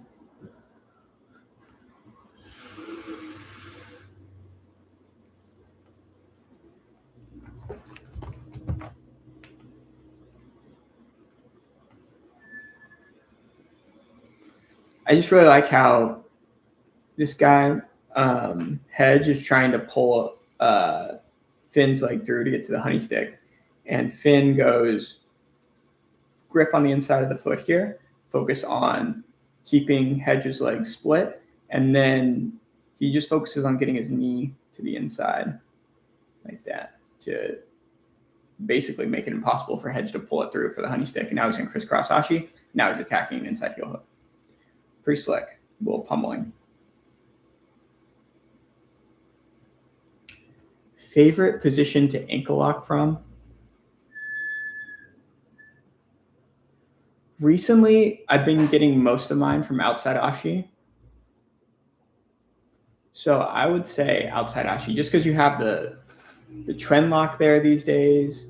And then if you turn on your inside hip with your feet on their hip, I think it comes on pretty tight. So I've enjoyed outside ashi. What about you?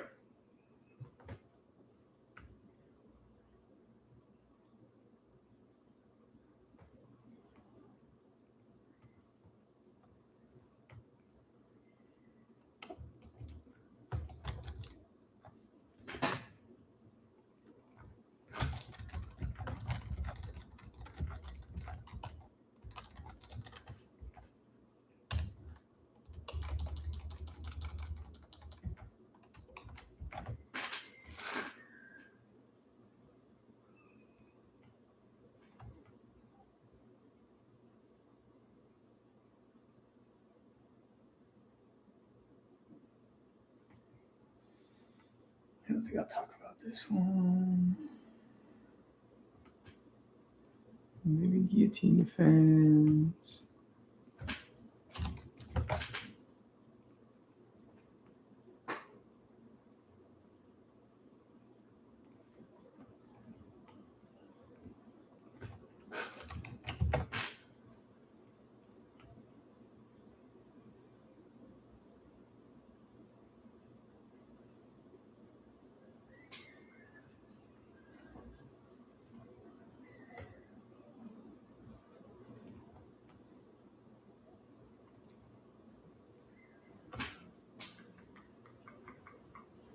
Spin the leg. And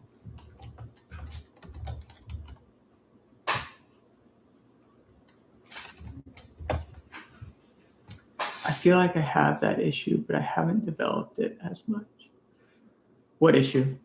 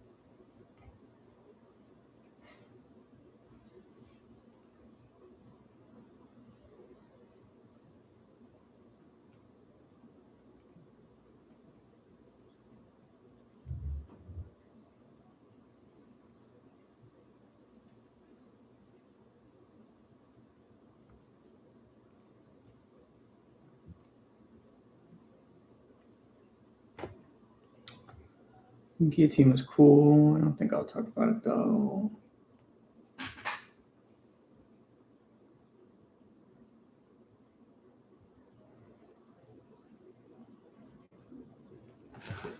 Okay, wait.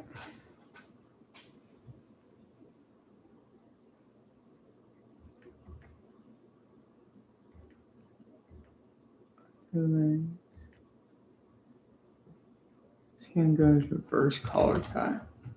Interesting.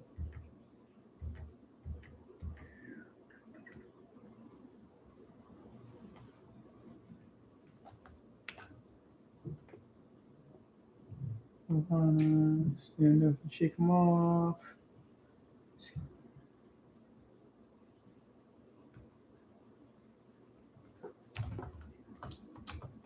This is the cross grip thing. So we go get behind the knees, like they frame, they invert their knee. Side of the, get our reverse leg weave. They frame, invert their knee. He stays behind the knee, takes a cross grip on the wrist. And then as they extend their legs, he goes chest, half guard. Pretty darn smooth, but I don't know where it would fit in to the video.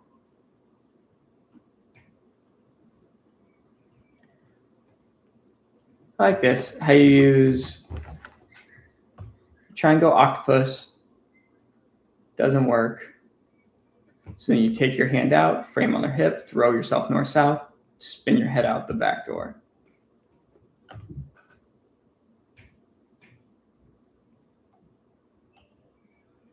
Maybe just the back door. Escape can work there. Knee cut, back door, escape. Again, it's like the far knee being retracted, frame, so you can invert your head out the back door. And now you're attacking. Who's on here? 3 people.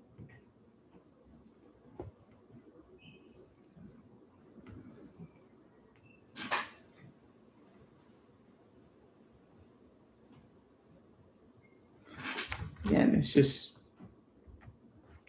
does this guy have, so he has this arm on the inside, this one on the outside. Taking the hybrid approach.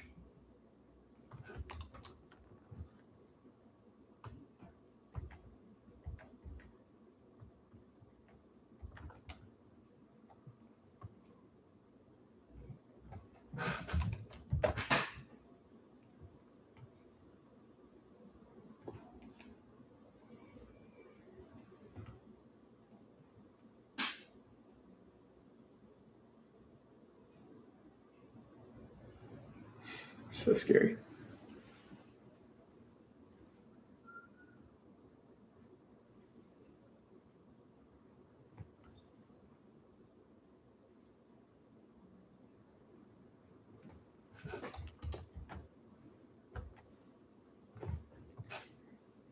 Be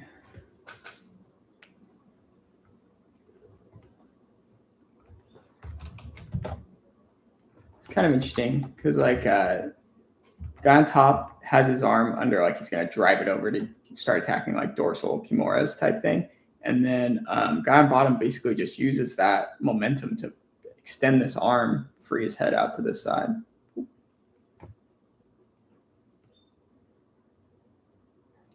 This one was cool. 2-on-1 grip, go to the same side as the 2-on-1 grip. Guy keeps the 2-on-1 grip, so he drops his hand to the knee, off balances him. So smooth.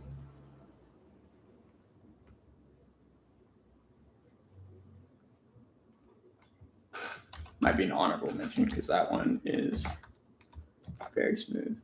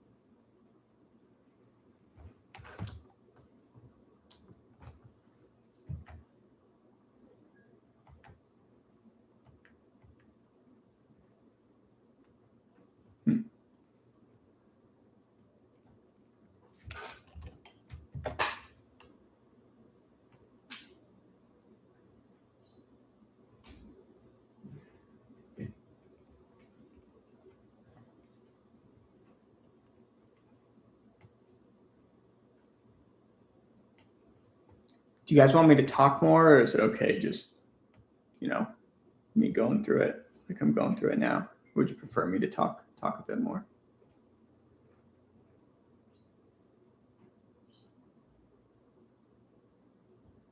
Uh-oh, rubber guard getting squished.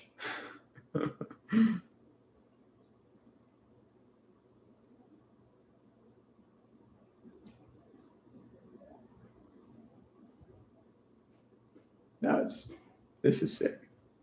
I like this. So butterfly hook. I'm going to stand up. You're going to chase me with your body lock, and I'm going to launch you. Very, very nice.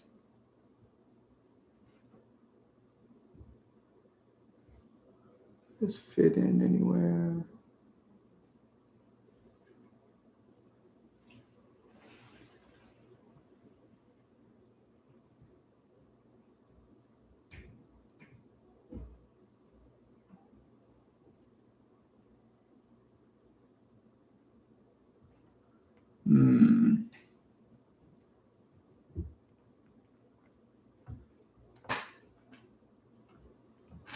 I think I know where this will fit in.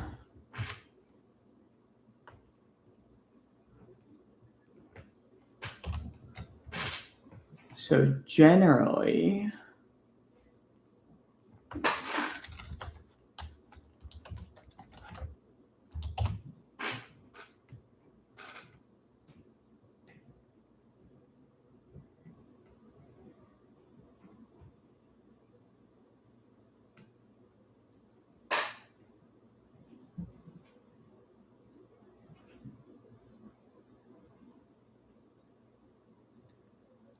as someone goes to heist, they turn their back and you can go behind. Obviously, Taza is not the best example because Taza rolled right away.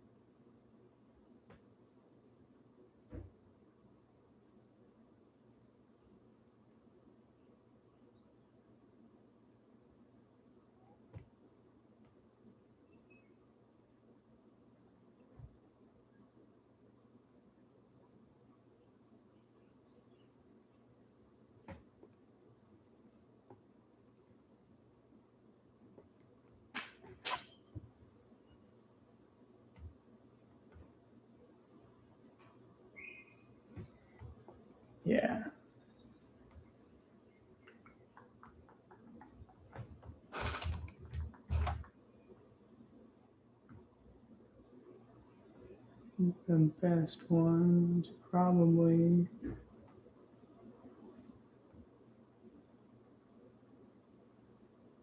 Oh, pretty good.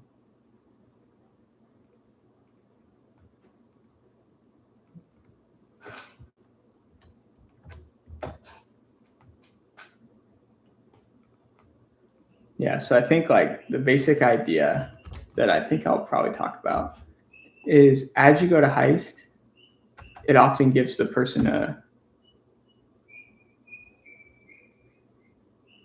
PJ Barge goat.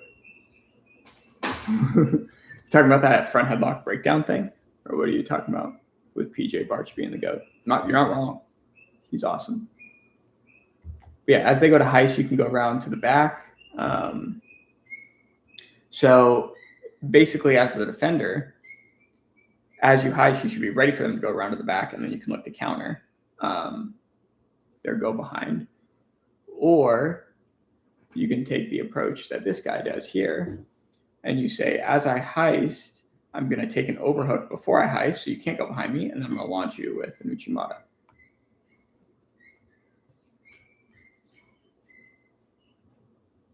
Nice little duck under.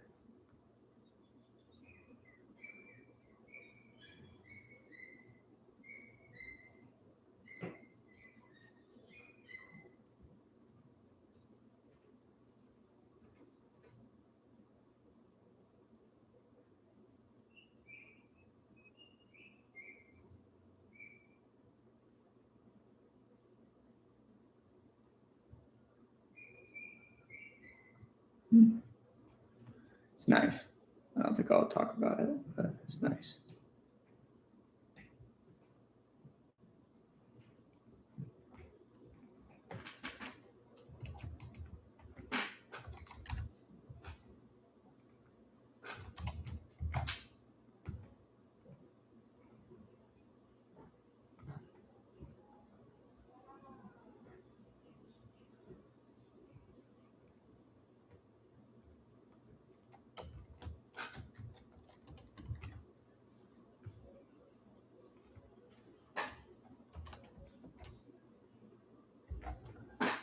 Oh yeah, with the throw bys. Yeah. Yeah, I think this clip pretty good. But like in general, when you take an underhook, they're gonna overhook. If they overhook, it's gonna be hard to throw by. But this is where you can start to threaten their legs to complete takedowns. And as you off balance them with the legs and it loosens up their overhook, then you throw by. If you throw by when they have an overhook, it's probably going to lead more like dogfight, or you go like inside reach to go single leg. But probably the best time to throw by is when you have an underhook and they're trying to pummel their hand to the inside, or their elbow to the inside.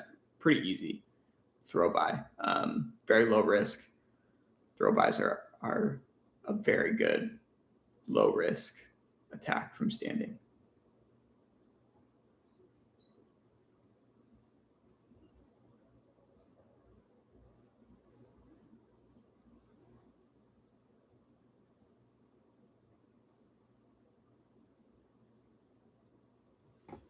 I guess I've been watching a lot of wrestlers, how like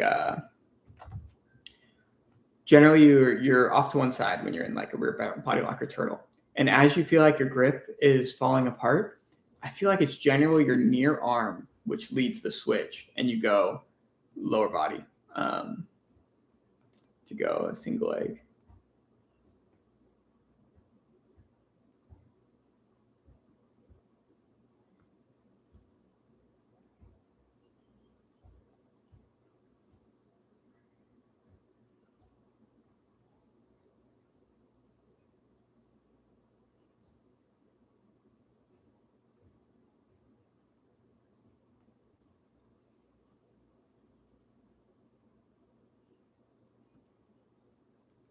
It's nasty.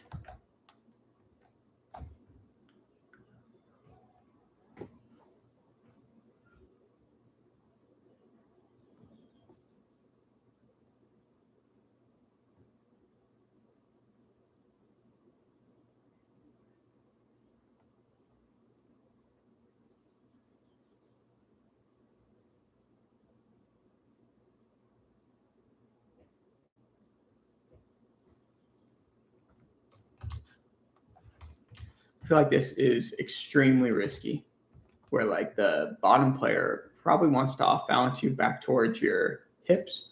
So you bringing your hand to post on the leg here is like leaning your weight back, taking out your post. Pretty risky to do this. But I get the idea, trying to pummel your secondary leg to the inside. And it works.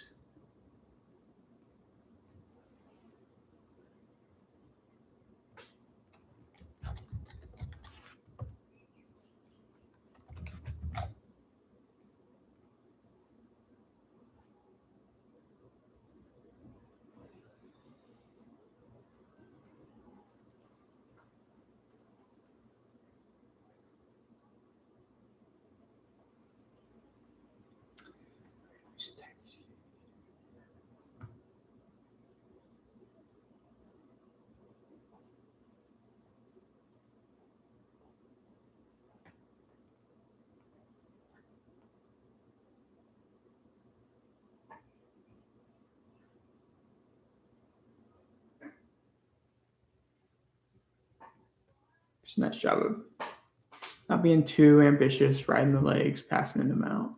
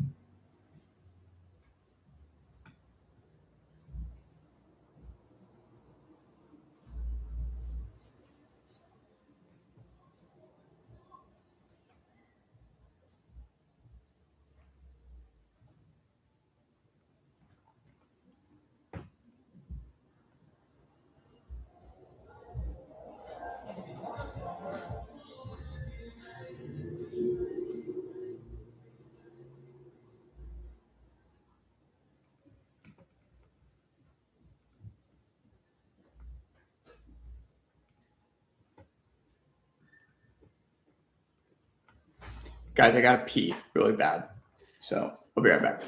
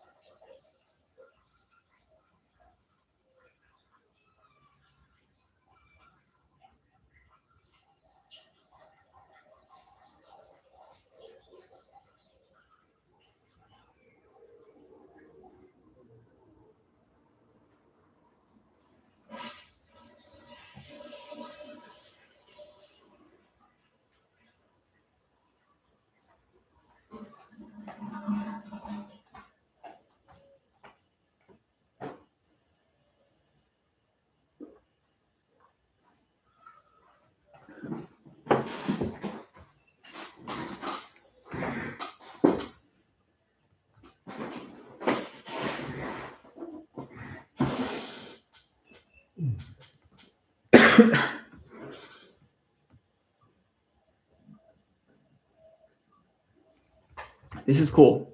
So we go knee shield half guard, frame, invert, kick him away, and then reverse close guard. Actually, this is Keymaster. This is interesting. Is he in Keymaster already? Yeah, he's Keymaster.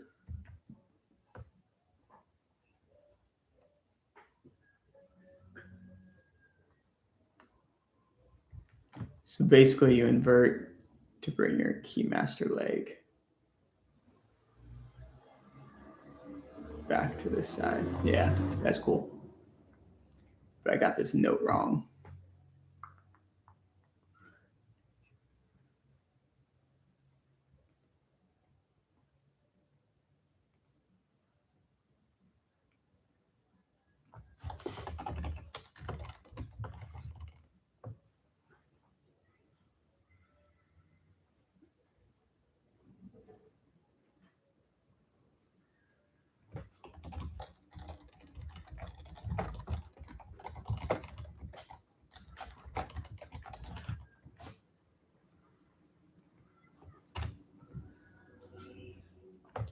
This is interesting though. So I initially thought,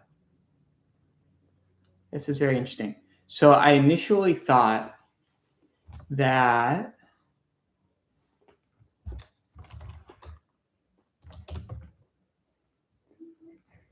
this was a knee shield half guard. And basically like the bottom player typically does like a partial inversion like this to free their trap leg to the lead hip to enter Keymaster. But I thought what this guy did was he used this partial inversion, and instead of freeing his leg to the far hip, he freed it to the near hip to enter reverse close guard. But it looks like he was already in Keymaster. So I got this a bit wrong initially, but yeah, I like this idea. Use the partial inversion. Can't pull yourself all the way into K on that side. So then you go Keymaster, or you go reverse close guard. Pretty cool.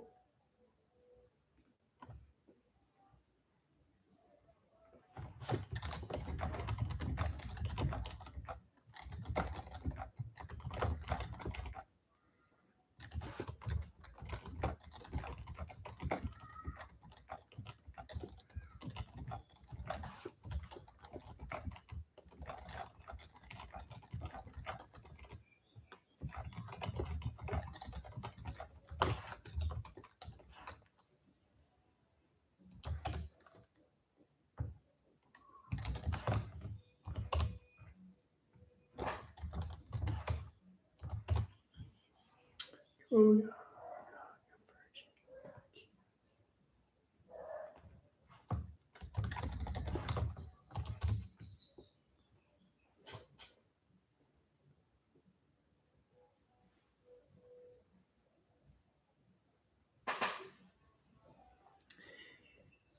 It does seem like there were a lot of entries into this smashed cross ashi, and they didn't work out very well.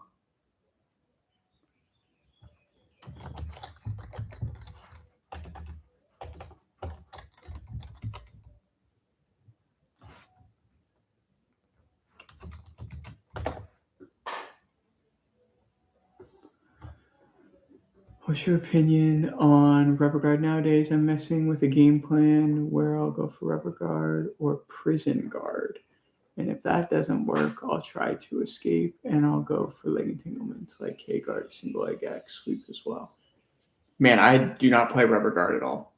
So I don't really know. Yeah. This is the Gianna Grifo guys here.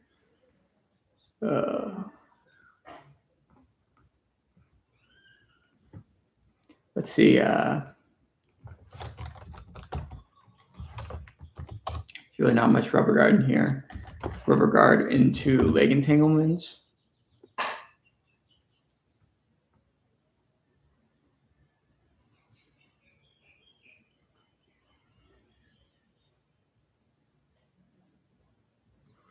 pretty nasty. It's that new ankle lock, yeah, that like Adele's been doing, and obviously Grayson does it here, but yeah, it came off rubber guard.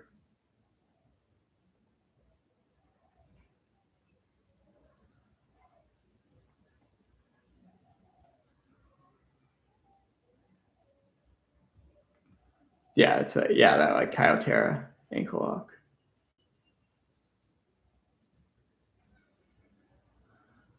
That's more them.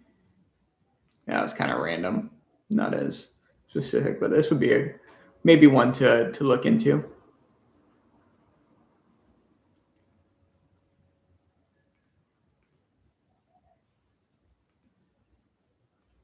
Yeah, they turn away, you go Aoki. Nasty.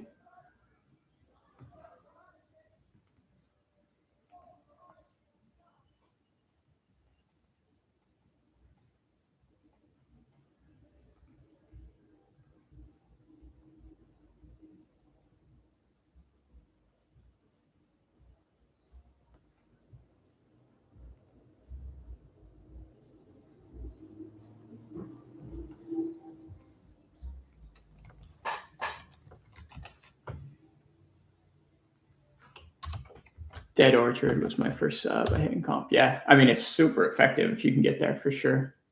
You are you pretty tall? You have long legs.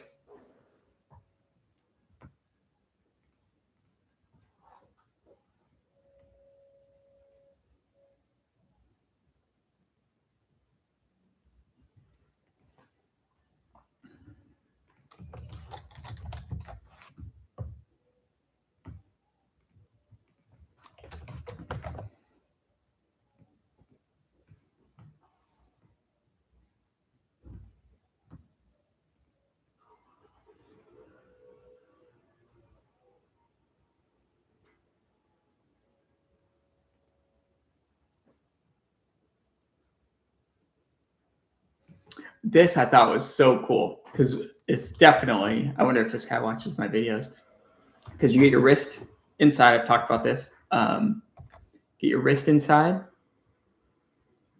their wrist up, elbow forward, break their grip, and now you're going rear naked choke. This guy like explosively turns his hips and starts to unravel the hook, so he starts to lose his lower body, so loses the rear naked choke. But again, like this is what we were talking about previously, where if you start to lose the lower body and you're aggressive at the upper body, it's going to be hard to get to top position. So if you're going to lose one and you want to get to top, it's probably better to lose the upper body than the lower body.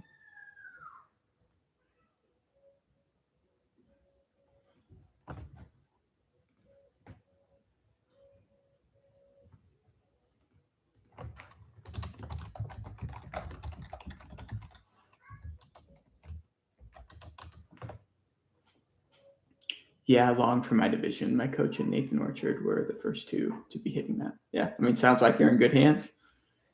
And it looks like your name is Nathan, so perfect.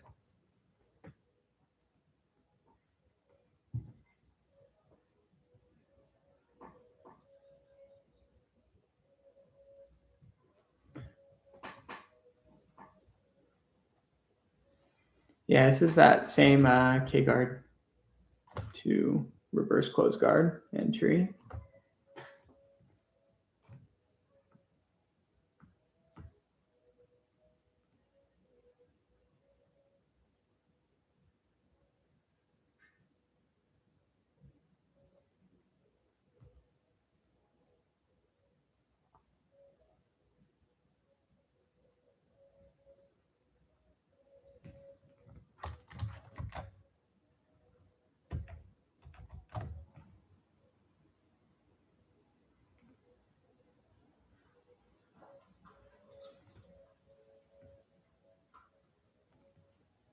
I don't know if I want to talk about octopus guard.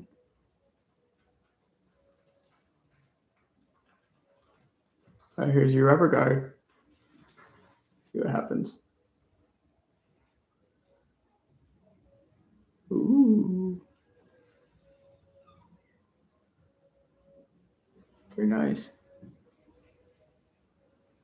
Scoop the leg, get them out. Nice.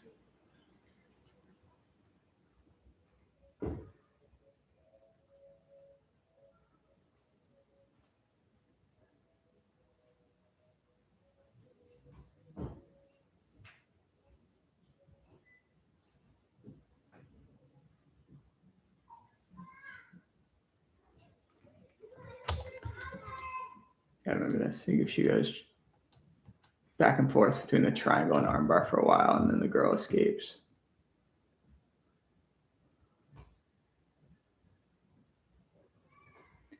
That was kind of cool. Control the heist leg so she can't turn away from you. And as she tries, just for your foot. And then go more south.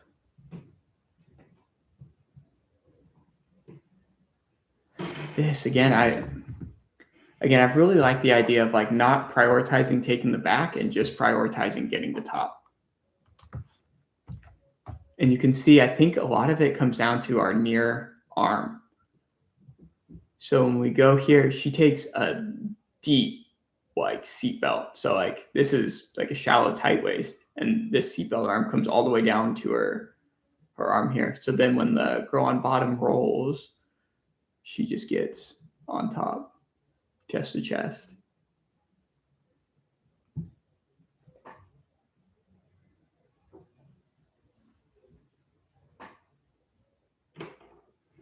It's another way to potentially control rotation when using a chair sit. If you pin the wrist first and then use it, it can stop them from rotating.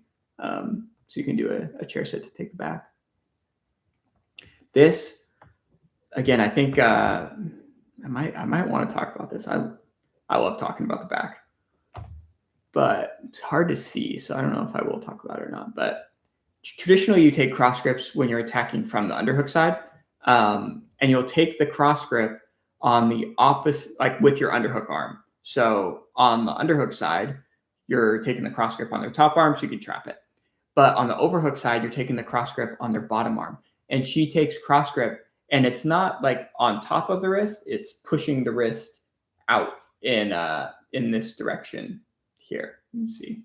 So now the arm comes under the neck, and then she's trying to fight the arm here. So then she lets go of her cross grip. And then instead of like pushing it down and locking it up, she basically just like brings her forearm over it, smushes it down, and finishes with one hand. Pretty sick.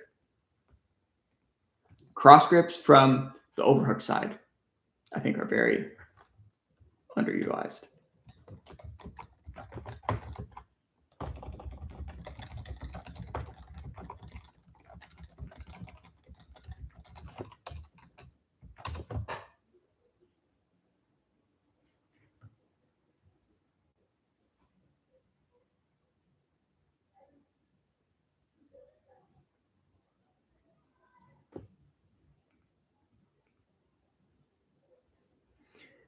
This guy was just all about this like Sao Paulo type pass, and it worked for him.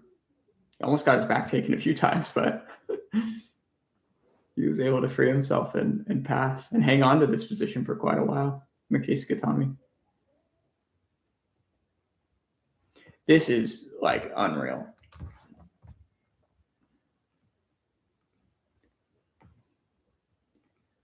So he goes elbow tie, counter the underhook, and goes like for a dump on this like a fireman's carry. Dude kicks the leg back, so then he hangs on to that tricep over there, rolls his head under to get inverted front headlock, and then turns back in this direction. Dude, like, it's crazy. Boom, roll, and then go back the other way to get to top. Pretty nice.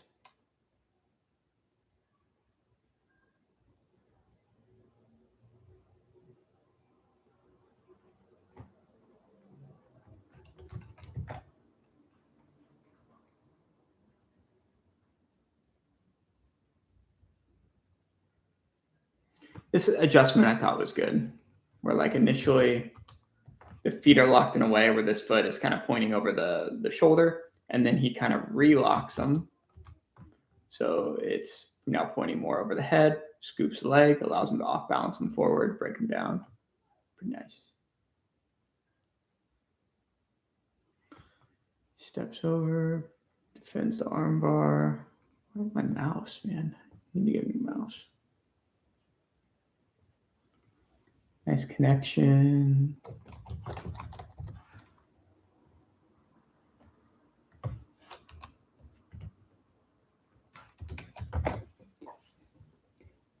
Yeah, it was a closed guard pass. He would, yeah, I'll go back to it after I, just so you could see. Just keeping the coin out. Is it this one? Which one was it? Yeah, it was this match. Sorry. Yeah, closed guard. He did this a lot in this match. He basically just gets like a crossface and a overhook on this arm and then just like sprawls. But the dude almost took his back a few times.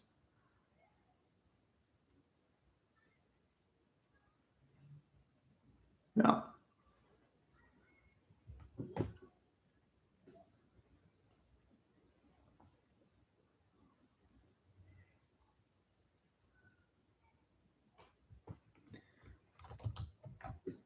It's nice. You go. Break the grip. Overhook. Brings you back.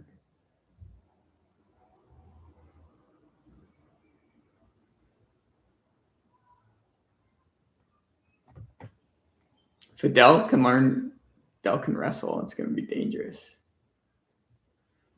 This is so nice. It's like goes fall straight,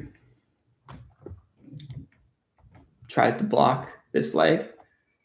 She doesn't let it happen. Back steps, but by backstepping, puts her body more in this alignment here as opposed to this alignment here. And then Adele flares her knee, goes back towards the hip. And Adele is very good at using that type of post to like climb their leg and get connection.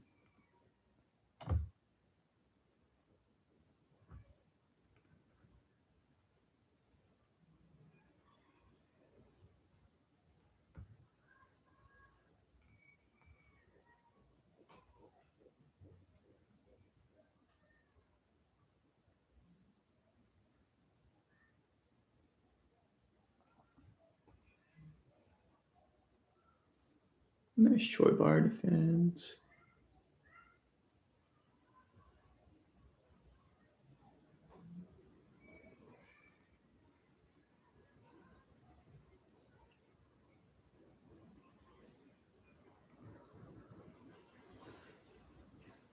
This I already talked about in one of my videos, so I doubt I'll talk about it again, but so sick. Kind of what Gordon has been talking about with octopus defense, where you stuff that top leg, insert your hook. Good. Oh.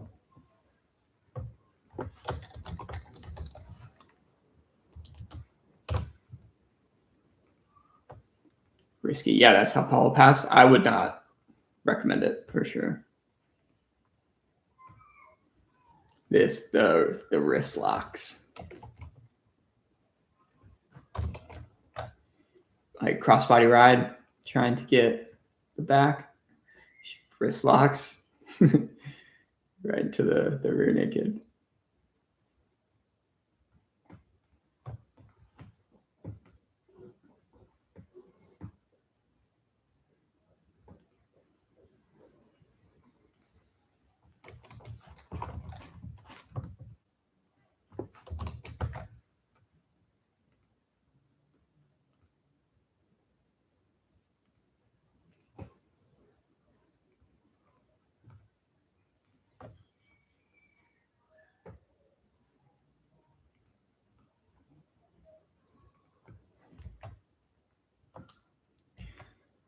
I think this is just a really good dilemma because initially we go double interlocks.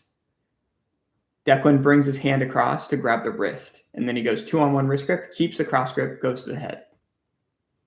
Next time, same double interlocks, but this time instead of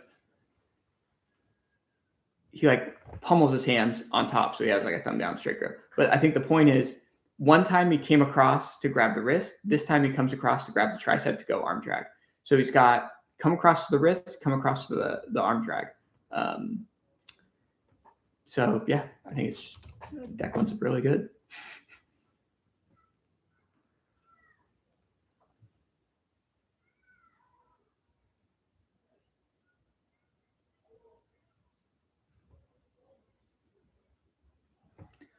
Row drag.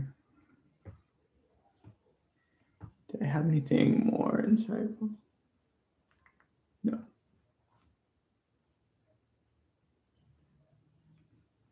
Yeah, I like this little dilemma where you try and go near side underhook. Mayram brings his hand in to deny Declan the underhook. So Declan says, cool, you can have it. I'm going to cross face you. But this again is like, if they're framing in your armpit and you decide to move towards their head right now, it's going to be very hard for you to maintain the position. And that's what Declan tries. And he loses the position. Now he follows up very nicely, but yeah.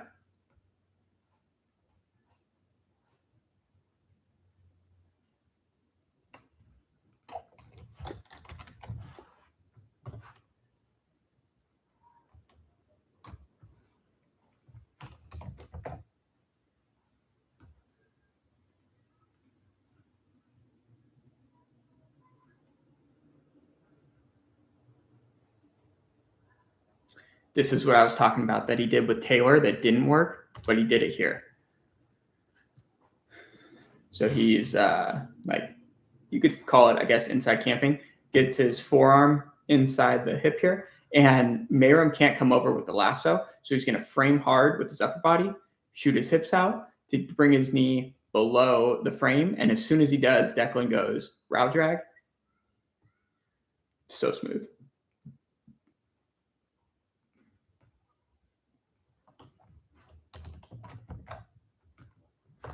Deny the lasso, make him go under with their knee, and go row drag.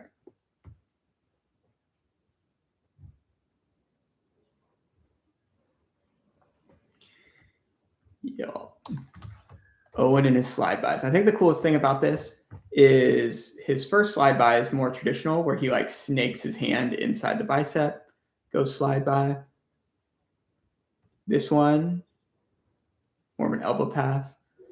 Yeah. So he goes elbow pass initially to clear the collar tie, and then keeps the elbow grip the whole time. And as soon as Lucas Lira goes to cut him, get his collar tie again, Owen takes collar tie himself. And now he uses this elbow control version of the slide by. So he's not like snaking his arm through.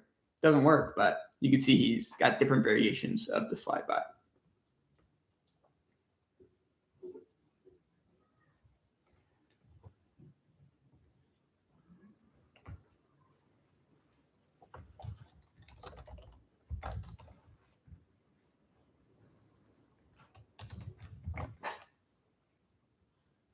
Yeah, Owen's wrestling is it's very good. Again, this is the elbow control version of the slide by, where he's just controlling the elbow, slides by.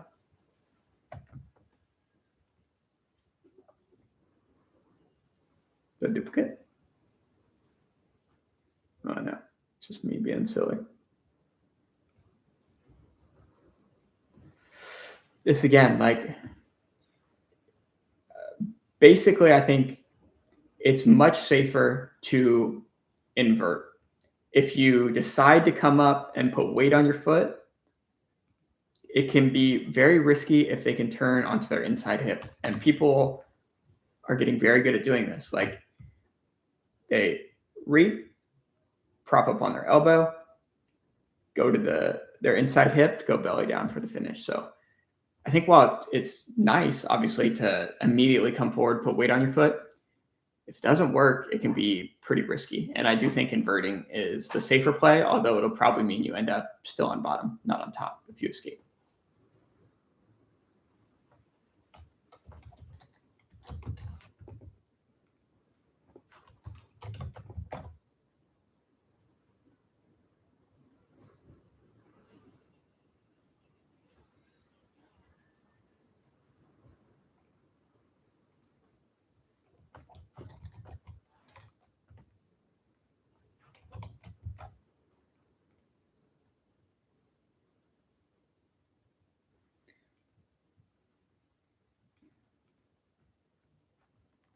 See, this is the interesting thing is, let's pay attention to this.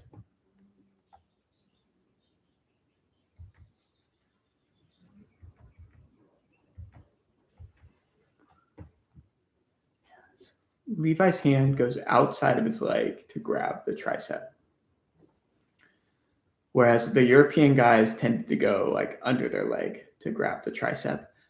But I forget his name, mentioned that Lucas Kennard likes to start with his arms on the outside. So there's like the idea of where to start with your arms and then where to connect with your arms. So like, yeah, it's very interesting. I'm not sure I know what I want to say about that yet.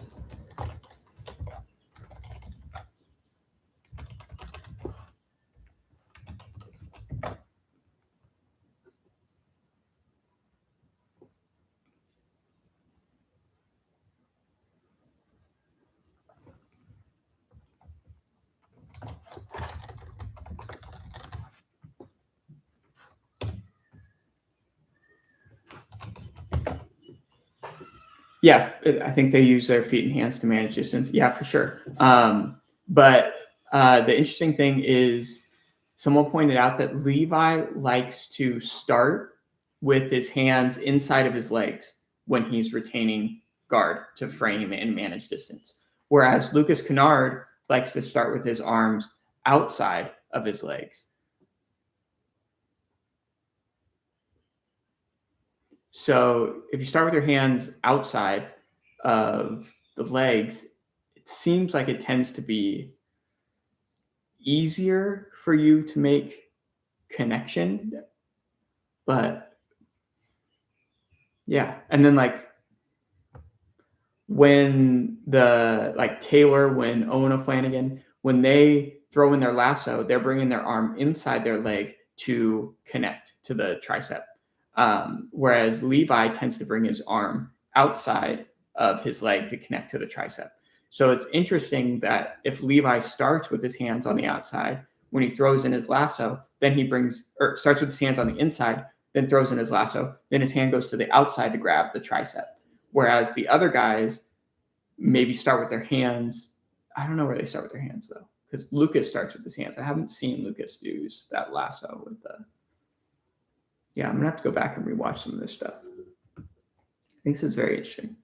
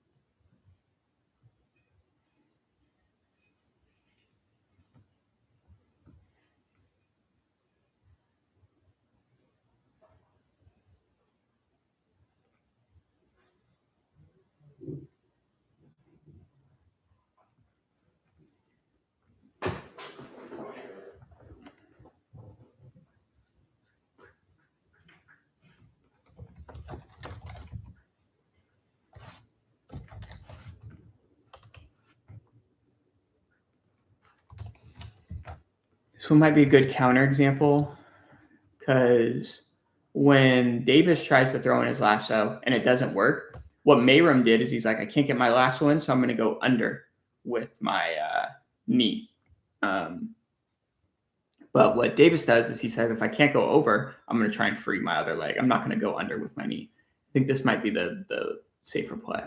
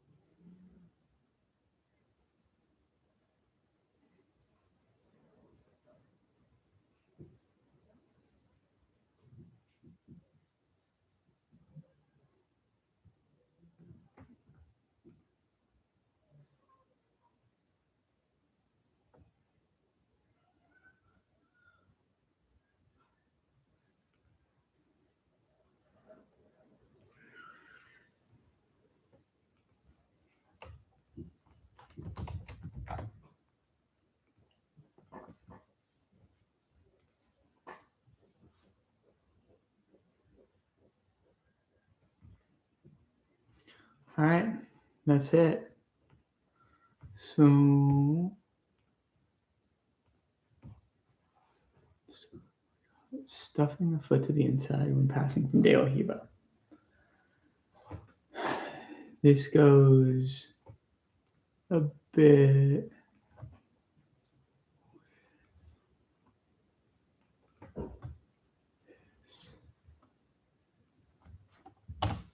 Okay, so we got the De La Riva stuff. Stuff the foot to the inside.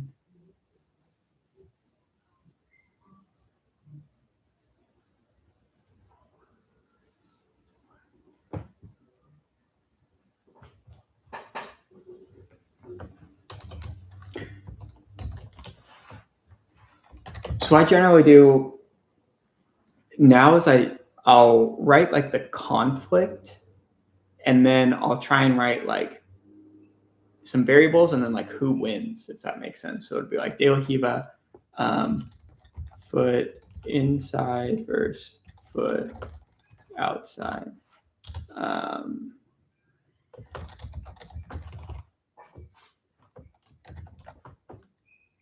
Top player, smash legs or stuff foot.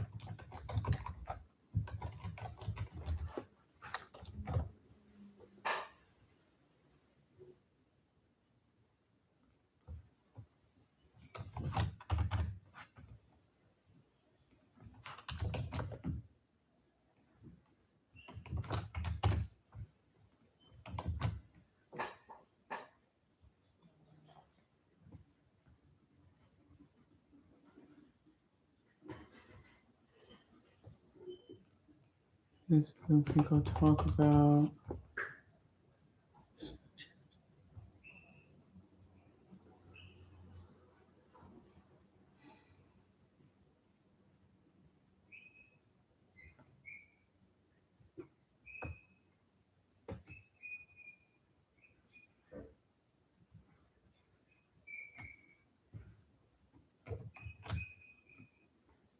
this I feel like I'm definitely going to talk about.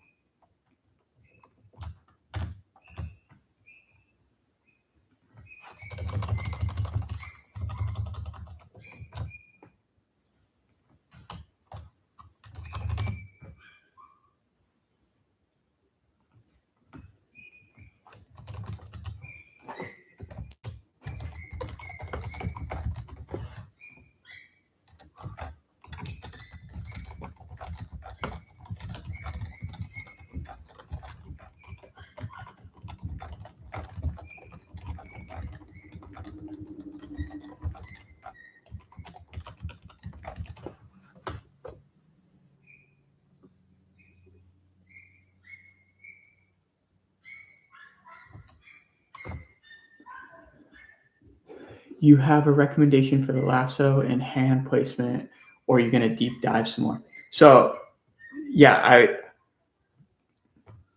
what I currently think, and it's hard to say this obviously because like Levi does it this way, but when you have your lasso and your hand goes to the outside like this, it seems like you don't have much control over this hand. So Levi is constantly able to pull his hand out, and he gets like pretty deep into this over-under position. Or in the other example, where he goes,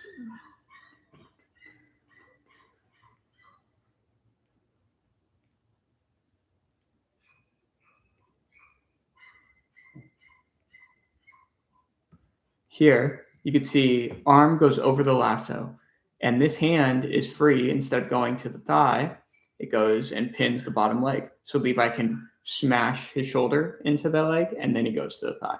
So what I'm saying is, it seems to me like this hand being outside your own leg is sticky, but it doesn't control the wrist, and you can be very dynamic with this wrist. Whereas when like Taylor and Owen O'Flanagan were doing it,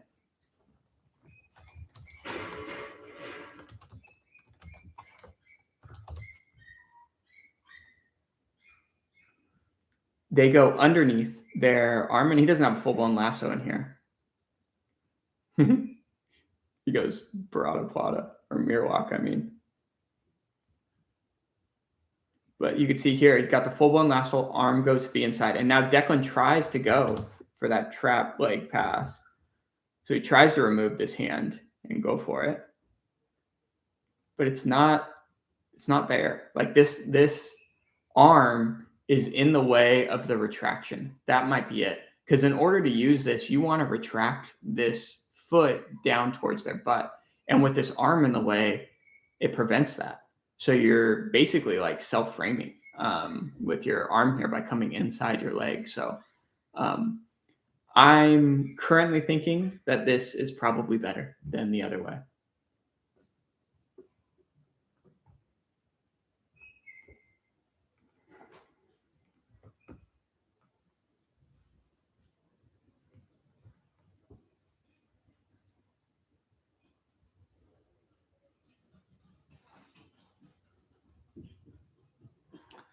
They go behind the tricep.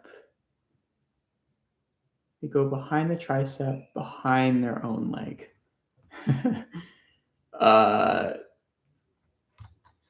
You could see he's, like going under his leg to grab the tricep. Yeah, cool. I think this is super sticky and makes it hard for them to use that Levi type pass. And you could see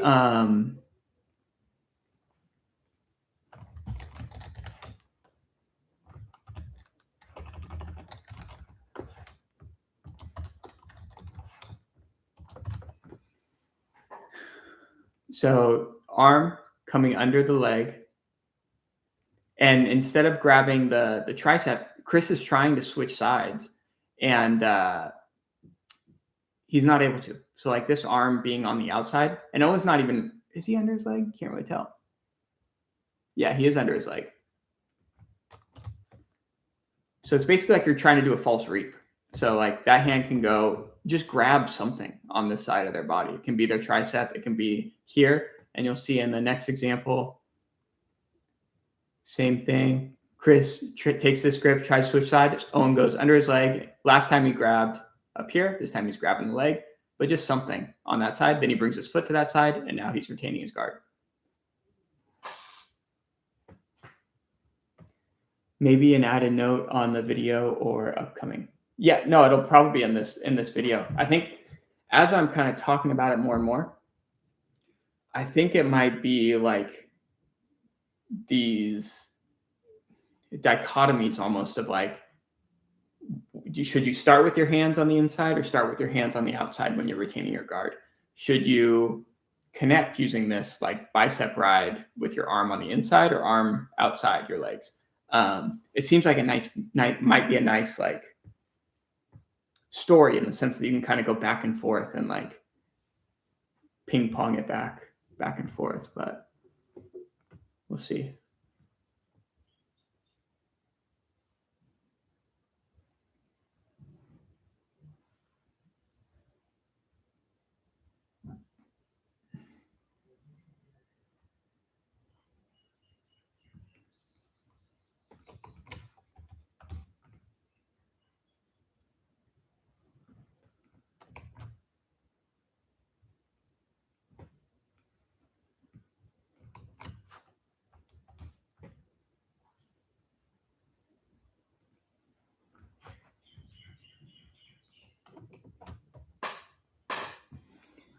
Kind of helps not get knee shield smash as well, like you said. Yeah, exactly.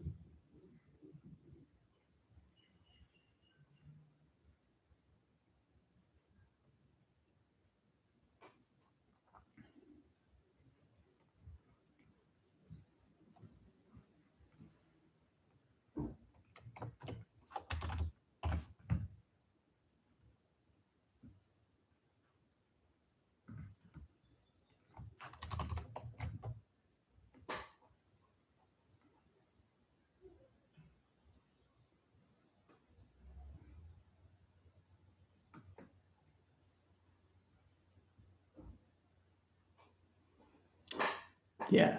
See, I think a lot of times,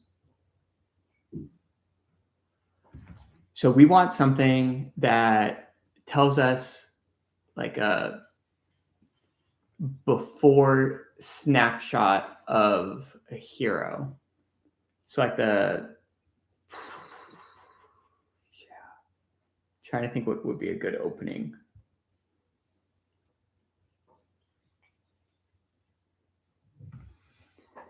And I go back and forth on this when I make videos. Like sometimes I make the title before, so I know how I want to start it and things like that, and what I want the main theme to be. And sometimes I make the title after.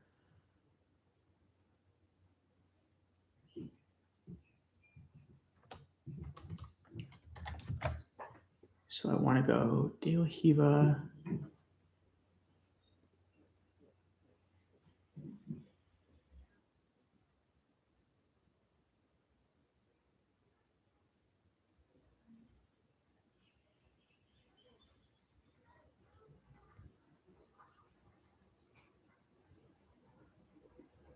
So I think this will come later, the way I'm kind of envisioning it.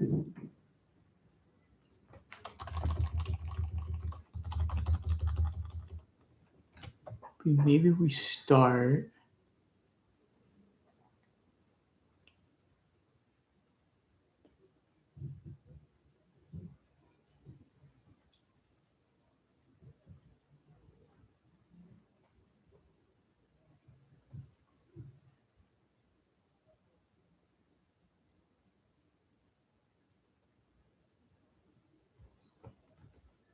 trap leg,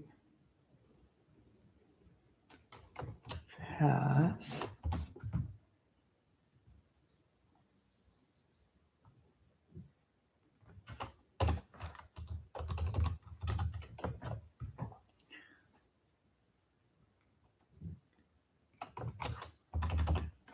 So I think maybe we'll start trap leg pass.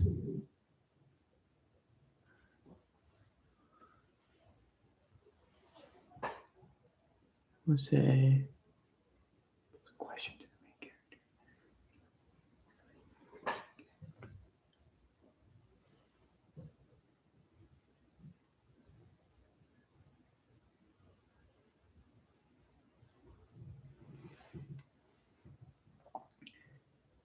So we'll start trap leg pass. And this is what bringing your hand to the inside would prevent, because you're self-framing to prevent that retraction.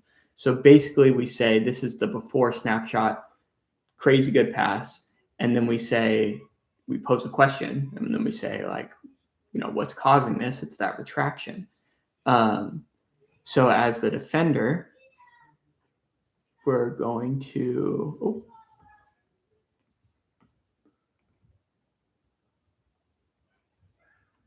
go under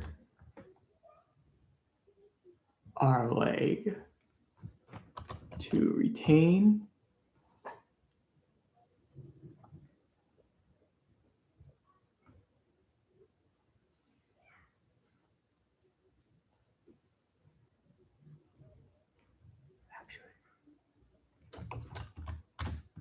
So this is the behavior.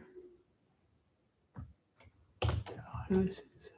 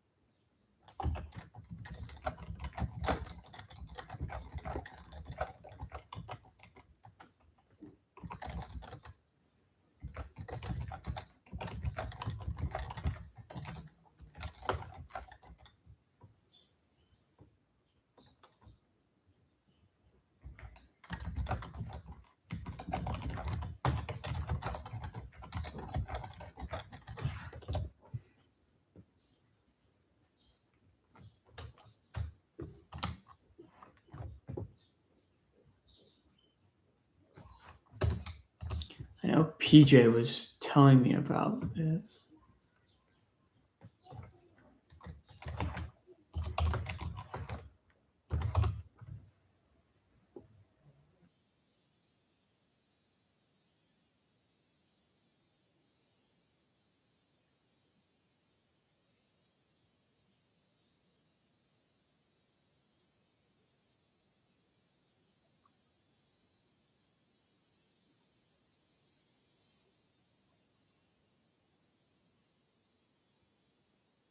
Yeah.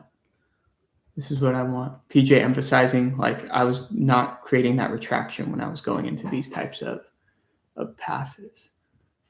That'll be nice for this section.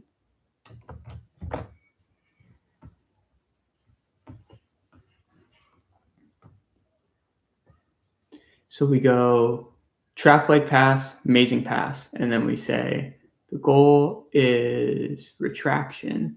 So if we can prevent that retraction, then it'd be hard for them to do it. And the way we prevent that retraction is by coming inside our leg to grab their tricep as opposed to outside their leg. And then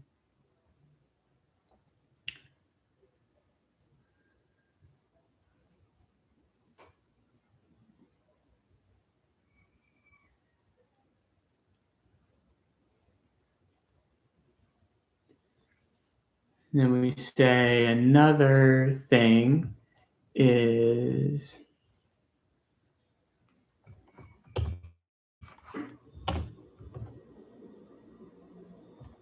tell the audience what the world is like, and then you knock it down. So Levi starts with his arms inside from, and I think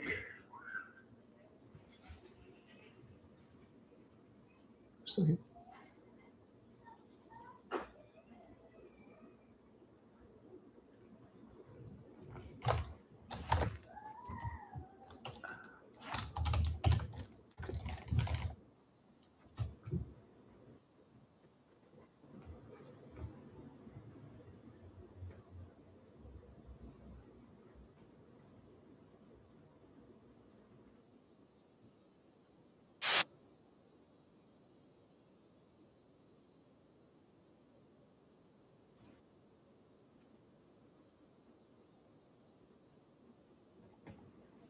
Yeah.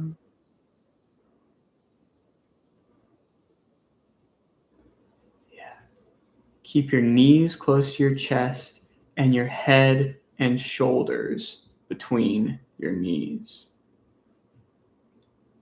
Not necessarily your arms for your shoulders. But yeah, so this is the concept that we're basically going to knock down with the way that Lucas Kennard retains his guard. So again, the idea, I think, behind like good storytelling is you like create a world and then you break it down. You create a world, then you break it down.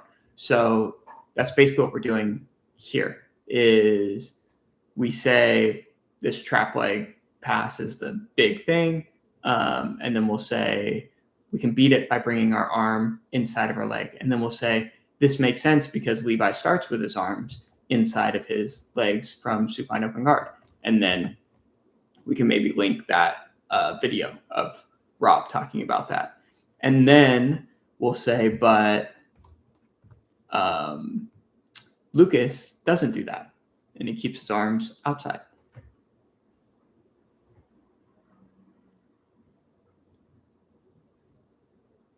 And then you basically have them like cross a threshold. Like, do you want to go down with me this road, or do you think I'm crazy kind of thing? And you want to turn back. It's like the red pill, blue pill moment in the Matrix.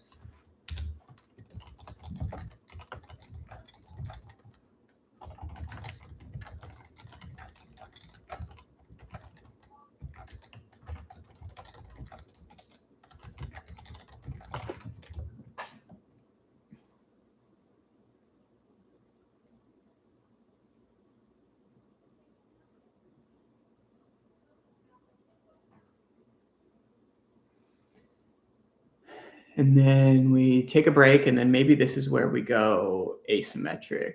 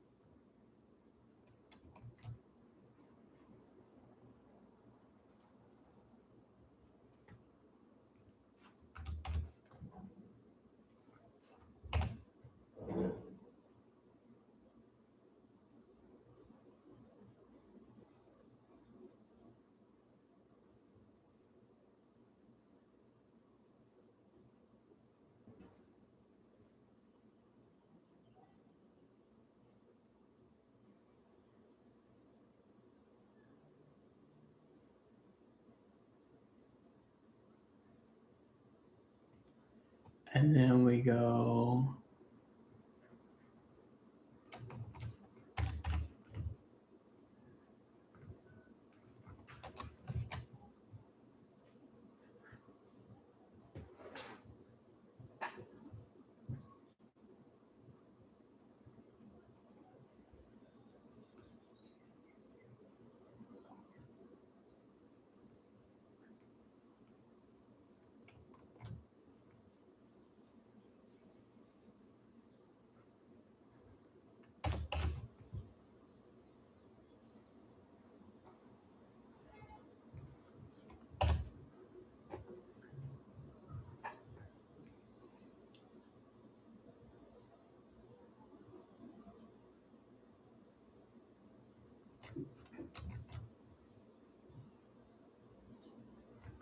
We need a false high.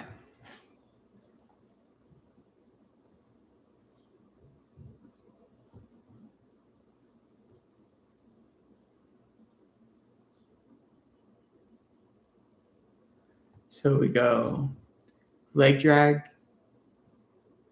Yeah, we give them a false high. So we basically talk about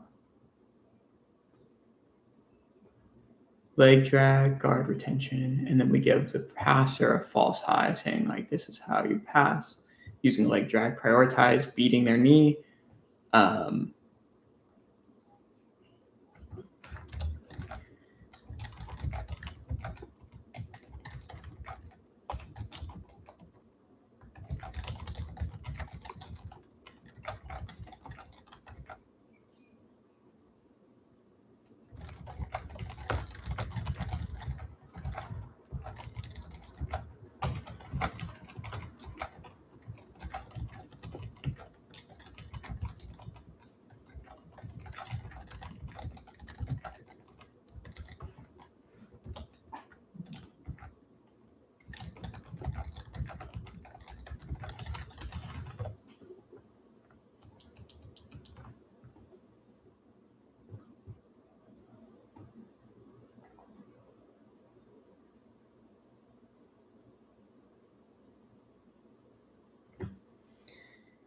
I don't know how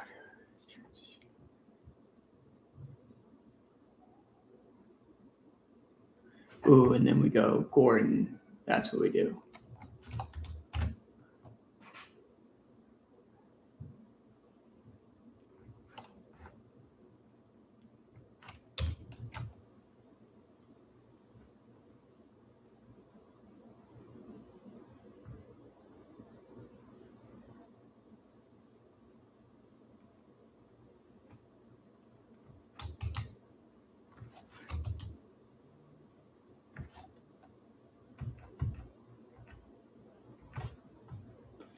Maybe not.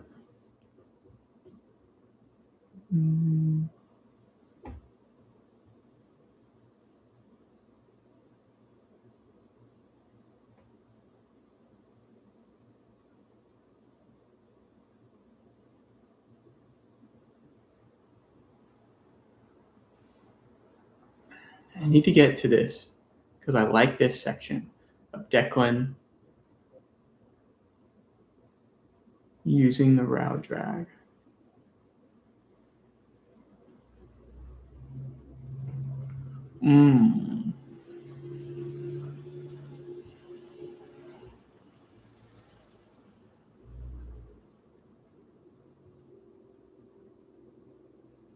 Yeah, we go here. So then they get to De La Riva. And then how do we pass from De La Riva? We stuff their foot.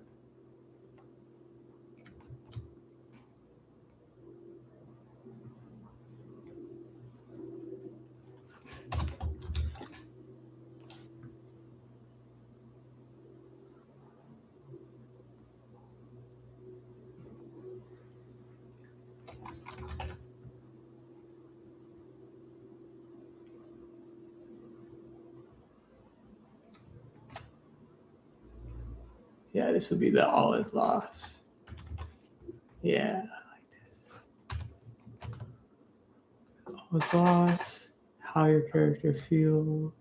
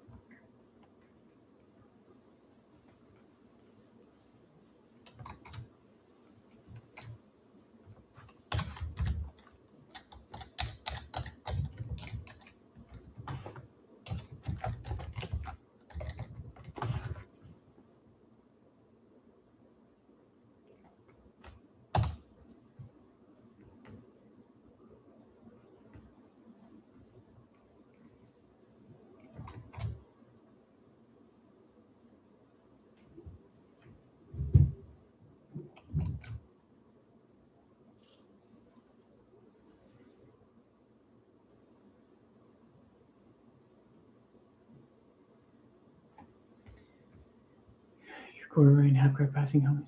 Awesome. Thanks, man. I appreciate that.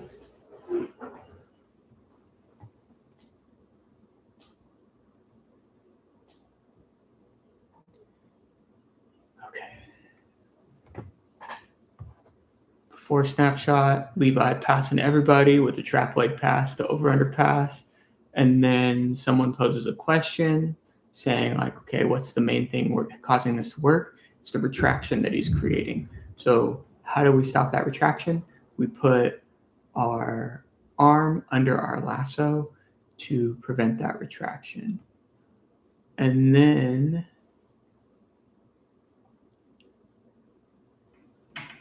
we go talk about how that makes sense because Levi starts with his hands inside from supine open guard, and then we crush that by saying Lucas starts with his hands on the outside from open guard. And then we talk about how he uses asymmetrical legs, make connection, defend against over-under, and just under legs passing in general, and leg drags. And then we talk about how Levi wants the foot in the armpit.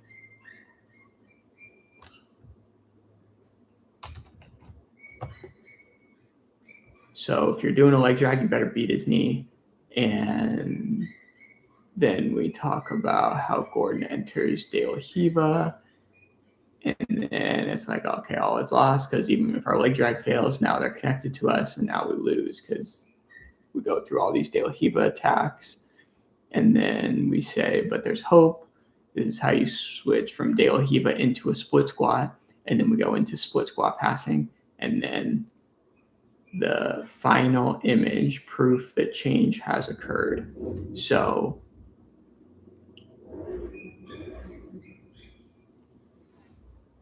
first talk about guard passing. We talk about guard. Then we talk about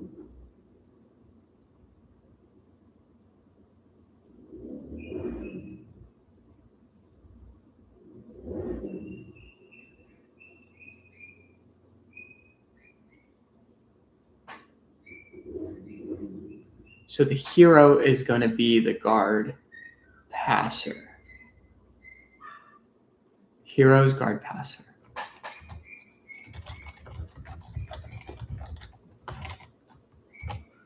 So we start like we're on top of the world, and then they crush us because they get their arm inside their leg, so we can't retract anymore. And then we say,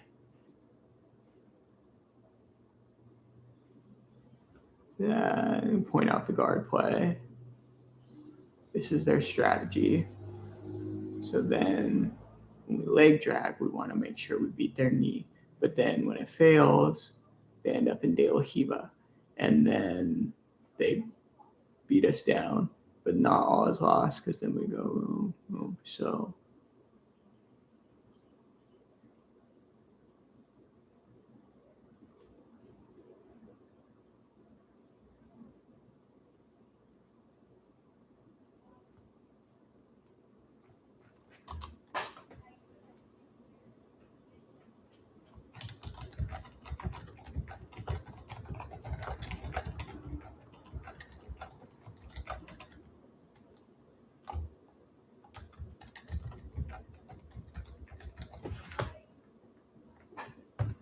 Yeah.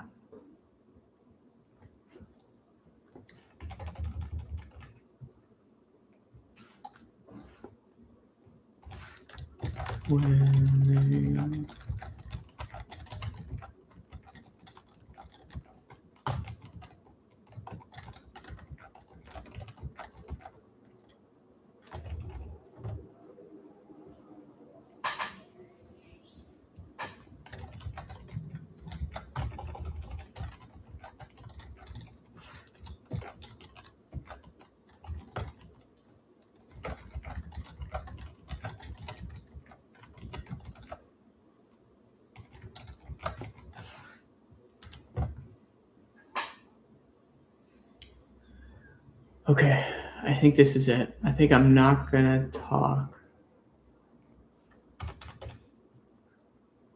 about any of this stuff.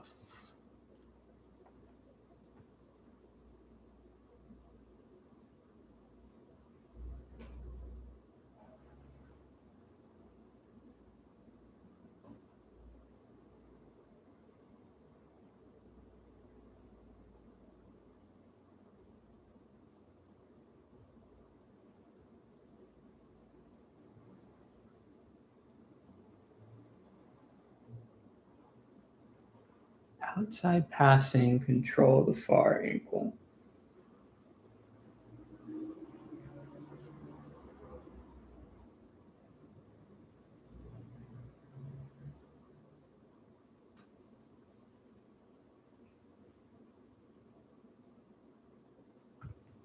See.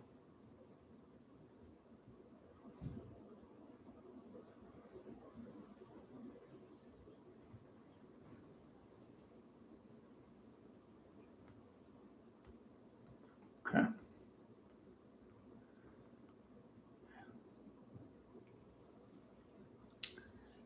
I think that'll do it for the live stream. Any other questions before I hop off? I think I got a good outline of what the video is going to be. So yeah.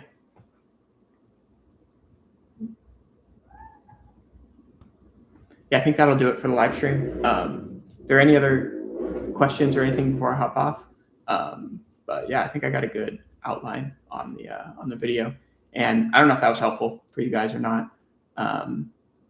It was 3 hours and 30 minutes of me doing it. So yeah, if it was helpful, let me know. If not, I probably won't do it again. So we'll see.